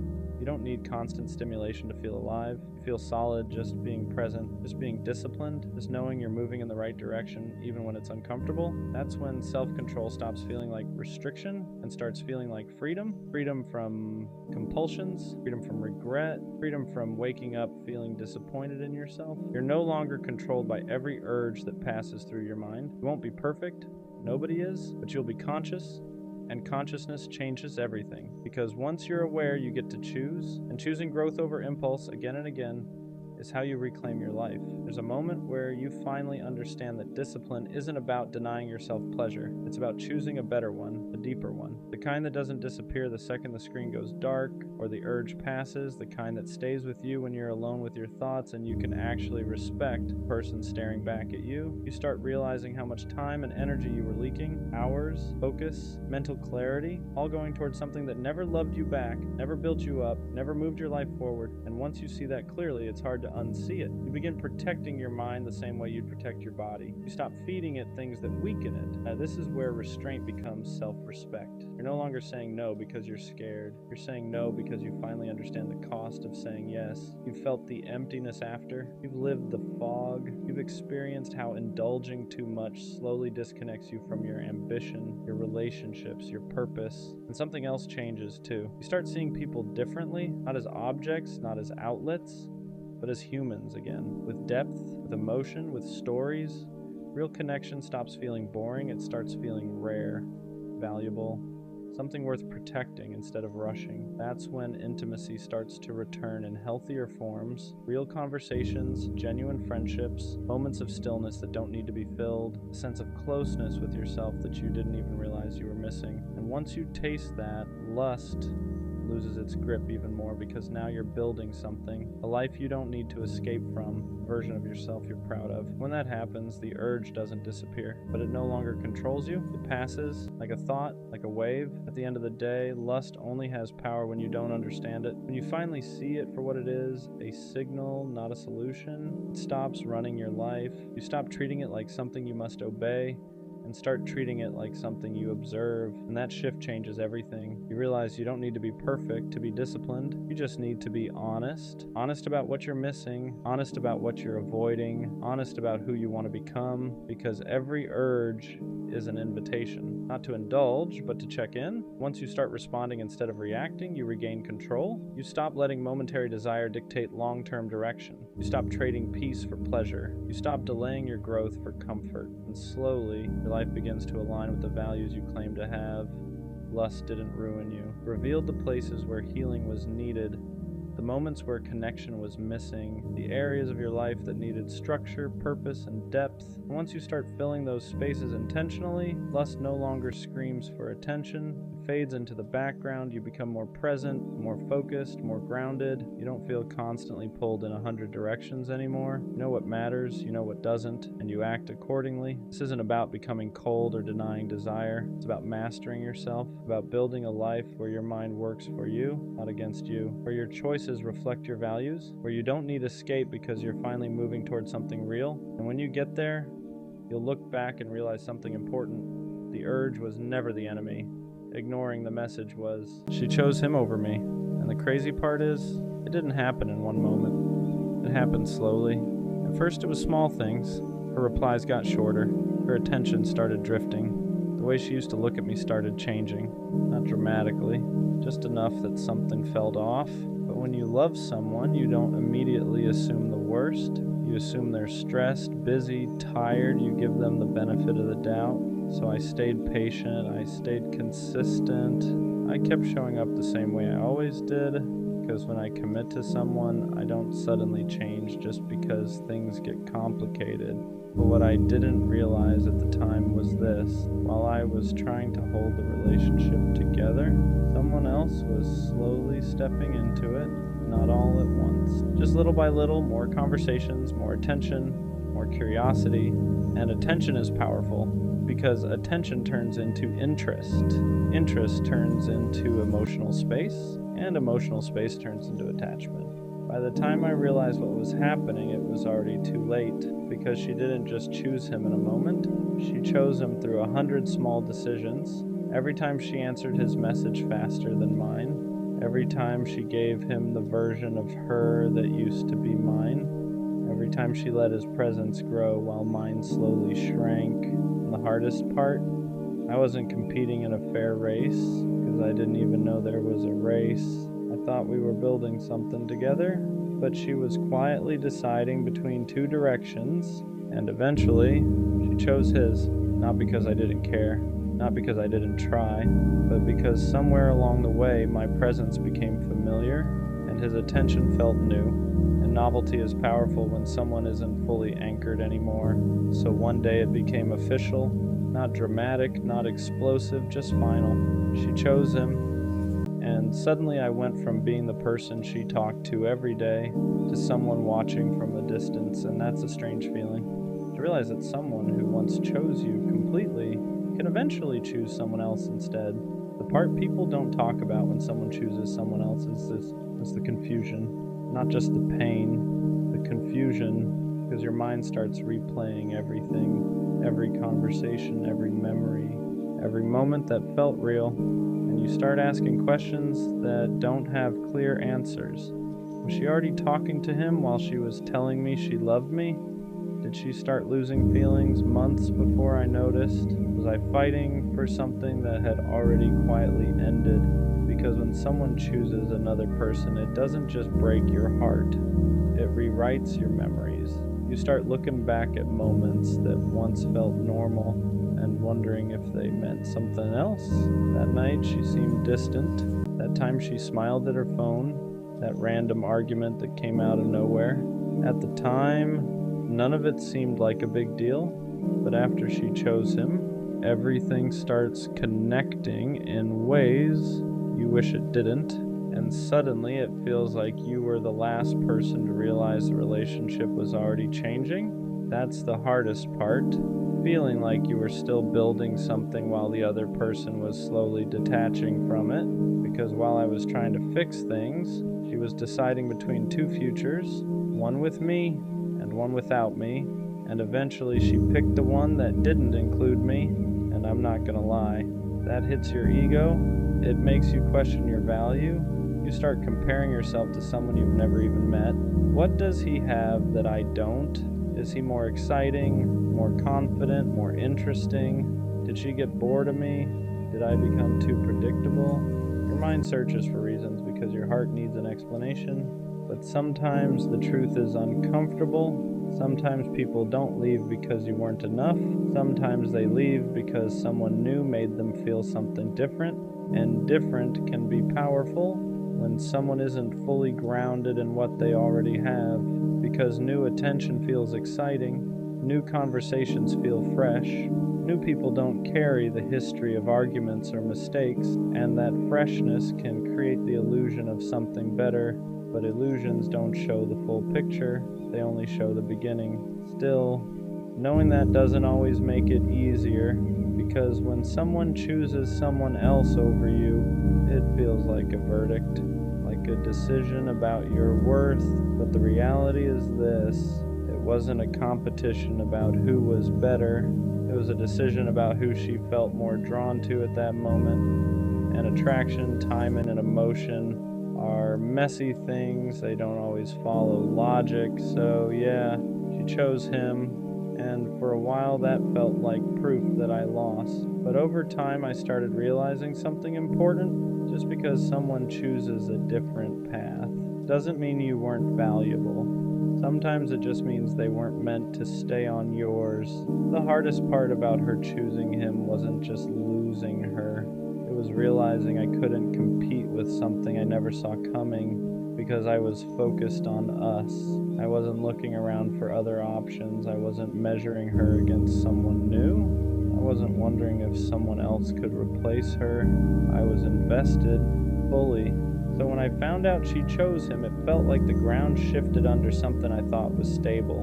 And stability is something you don't question until it disappears. When things feel secure, you stop worrying about losing them. You assume the foundation is strong, but sometimes what feels strong to you is already cracking for someone else. And the scary part is you don't always see those cracks when they start forming, because they don't begin as huge problems, they begin quietly. Less excitement in conversations, less curiosity about your day, less emotional presence, tiny changes that seem harmless at first, but those small shifts slowly create emotional distance.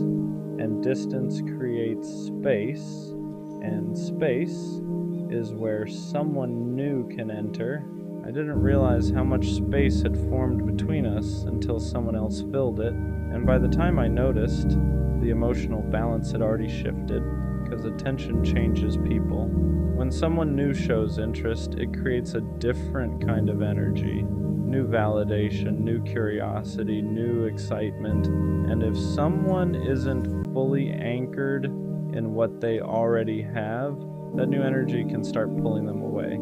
That's the part nobody warns you about. Sometimes relationships don't end because something terrible happened. Sometimes they end because someone new arrived at the wrong time. And suddenly, what felt comfortable starts feeling routine. What felt stable starts feeling predictable, and predictability can feel boring to someone chasing excitement. But what hurts the most is realizing this. I never got the chance to compete fairly because I wasn't competing at all. I thought I was building something solid, while she was slowly deciding whether she still wanted it. And once someone starts questioning the connection, everything changes. Their energy changes, their priorities shift, their attention moves, and eventually their choice becomes clear. She chose him, and I was left trying to understand how something that once felt mutual could suddenly feel one-sided. After she chose him, something strange happened inside my head. At first it was anger, not loud anger, not the kind where you yell or send messages you regret, the quiet kind, the kind that makes you stare at the ceiling at night wondering how everything changed so fast. Because when someone chooses someone else over you, it feels like a judgment, like a decision about your value, and that's where your mind goes first. You start comparing yourself to someone you've never even met. Is he better than me? Does he make her laugh more? Does he understand her in ways I couldn't? Did she see something in him that she stopped seeing in me? Your brain starts building a version of this person that's somehow superior in every way. But the truth is, most of those comparisons are imaginary because you're not actually comparing yourself to him. You're comparing yourself to the idea of him, the version of him that exists in your mind. And that version always looks unbeatable because when you're hurt, your brain automatically assumes you lost to someone better. But relationships aren't competitions, they're choices, and choices aren't always logical. Sometimes people choose someone because the timing feels different. Sometimes they choose someone because the energy feels new. Sometimes they choose someone simply because they're in a different emotional place. None of that automatically means you are less valuable, but in the moment it definitely feels like it does, because rejection has a way of shrinking your confidence. It makes you forget who you were before the situation happened. Before she chose him, I knew exactly who I was. Someone loyal, someone consistent, someone who showed up even when things weren't easy. But when she chose him, for a while, it made me question all of that. It made me wonder if loyalty was boring, if consistency was predictable, if stability was something she stopped appreciating. And those thoughts are dangerous, because when someone leaves you for someone else, the easiest trap to fall into is believing you weren't enough. But the truth is this: someone choosing a different person doesn't erase the way you loved them. It doesn't erase the effort you gave. It doesn't erase the value you brought to the relationship. It only means one thing. At that moment in her life, she felt pulled in a different direction. Yeah, that hurts, because nobody wants to be the direction someone walks away from. But sometimes the person who walks away is simply walking towards something they think they need to experience, and that doesn't automatically mean you were the wrong person. Sometimes it just means you weren't the final chapter in their story. After a while, the anger fades. Not completely, but enough that something else starts replacing it. Reflection. Because once the shock of being replaced settles, you start looking back at the relationship differently. You stop asking, why did she choose him? And you start asking something more honest. When did she start drifting away? Because choices like that rarely happen overnight. They build slowly, little emotional shifts that you barely notice in the moment, conversations that feel shorter, moments that feel less connected, energy that feels slightly different. At first you ignore it, because when you love someone, your instinct isn't to assume the worst, your instinct is to trust them. So when something feels off, you tell yourself it's temporary. Maybe she's stressed, maybe she's tired, maybe she just needs space. But sometimes those small changes aren't temporary. Sometimes they're the early signs that someone's feelings are shifting. And the hardest part about that realization is this: you can be doing everything right and someone can still start emotionally leaving. I showed up the same way I always did. I was consistent, I listened, I tried to support her when things got hard, but sometimes relationships don't end because someone did something wrong. Sometimes they end because someone starts feeling something different, and feelings don't always follow logic. That's the uncomfortable truth, because when someone chooses someone else, it feels like a failure, like you must have done something wrong. But relationships aren't math equations.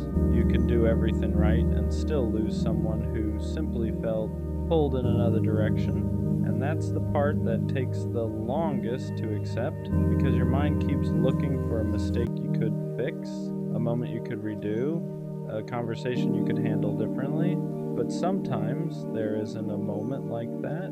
Sometimes someone simply grows into a different version of themselves, and that version chooses a different path. And yeah, that realization hurts, because it means you can't undo it.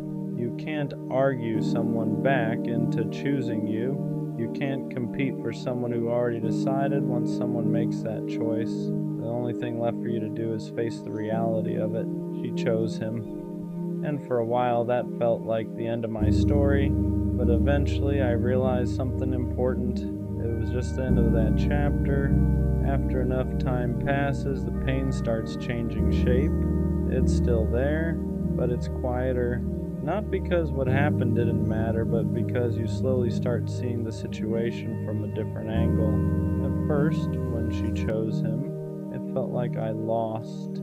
Like I had been replaced, like everything I gave somehow wasn't enough to make her stay. But the longer I sat with that feeling, the more I started realizing something important. Being chosen isn't something you can force.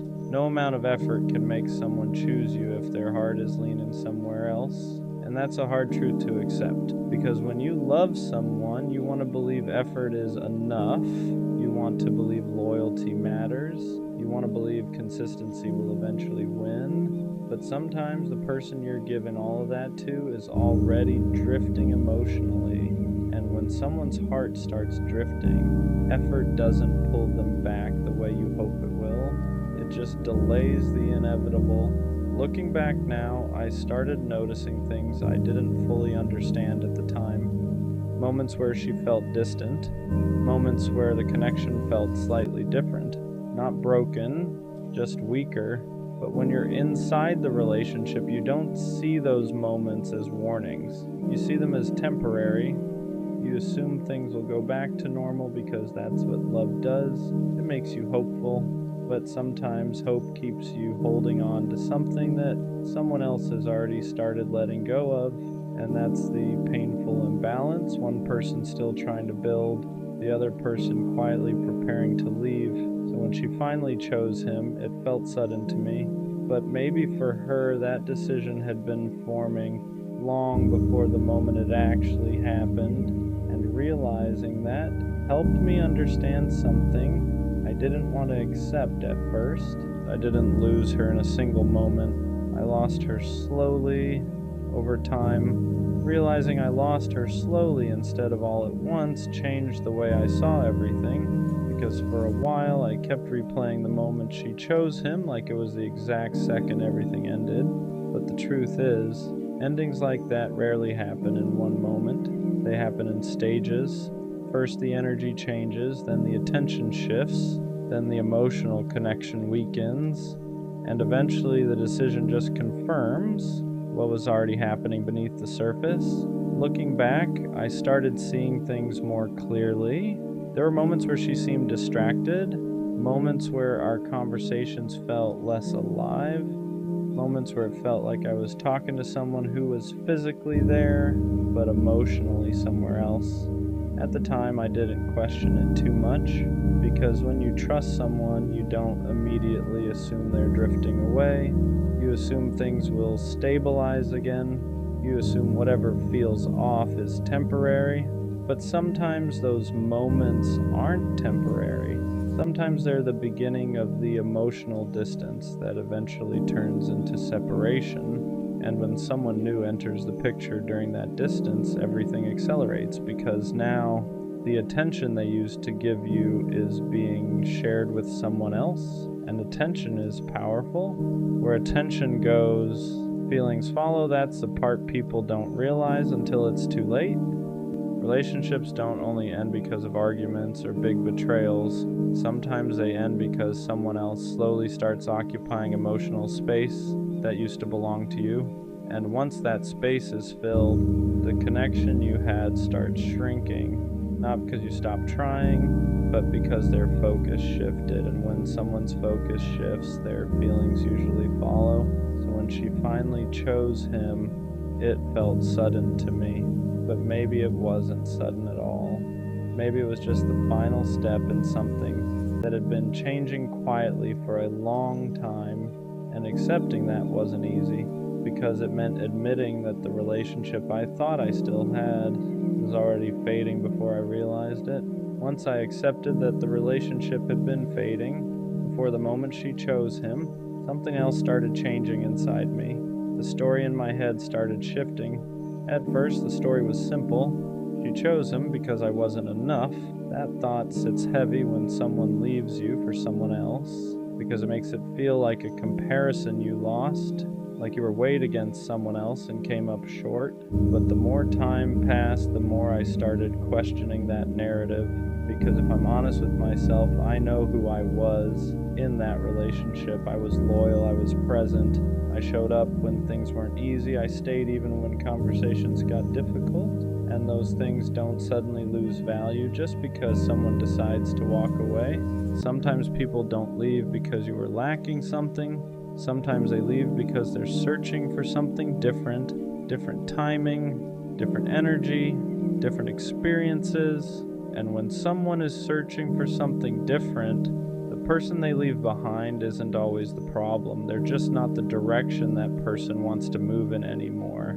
That realization doesn't erase the pain instantly, but it does change the way you carry it, because instead of feeling like you lost a competition, you start realizing that you were simply part of someone else's journey, a chapter, not the entire story. And yeah, that can be hard to accept at first, because when you're in love, you don't imagine yourself as just a chapter. You imagine yourself as the ending, but life doesn't always work like that. Sometimes people walk into your life for a season, they teach you something, they change you in ways you didn't expect, and then they move on to a different path. And when that happens, the choice they make isn't always about your worth. Sometimes it's simply about their direction. She chose him, but that doesn't mean I was someone unworthy of being chosen. It just means her path went somewhere else. By the time enough time passed, the pain stopped feeling like rejection and started feeling more like clarity, because when someone chooses someone else over you, it forces you to confront something uncomfortable. You can't control who someone chooses. You can't convince someone to value what they've already started letting go of. And you definitely can't compete for someone who's already made their decision. For a long time, I thought about what I could have done differently. Maybe I could have been more exciting. Maybe I could have been more unpredictable. Maybe I could have noticed the distance sooner. But eventually I realized something important.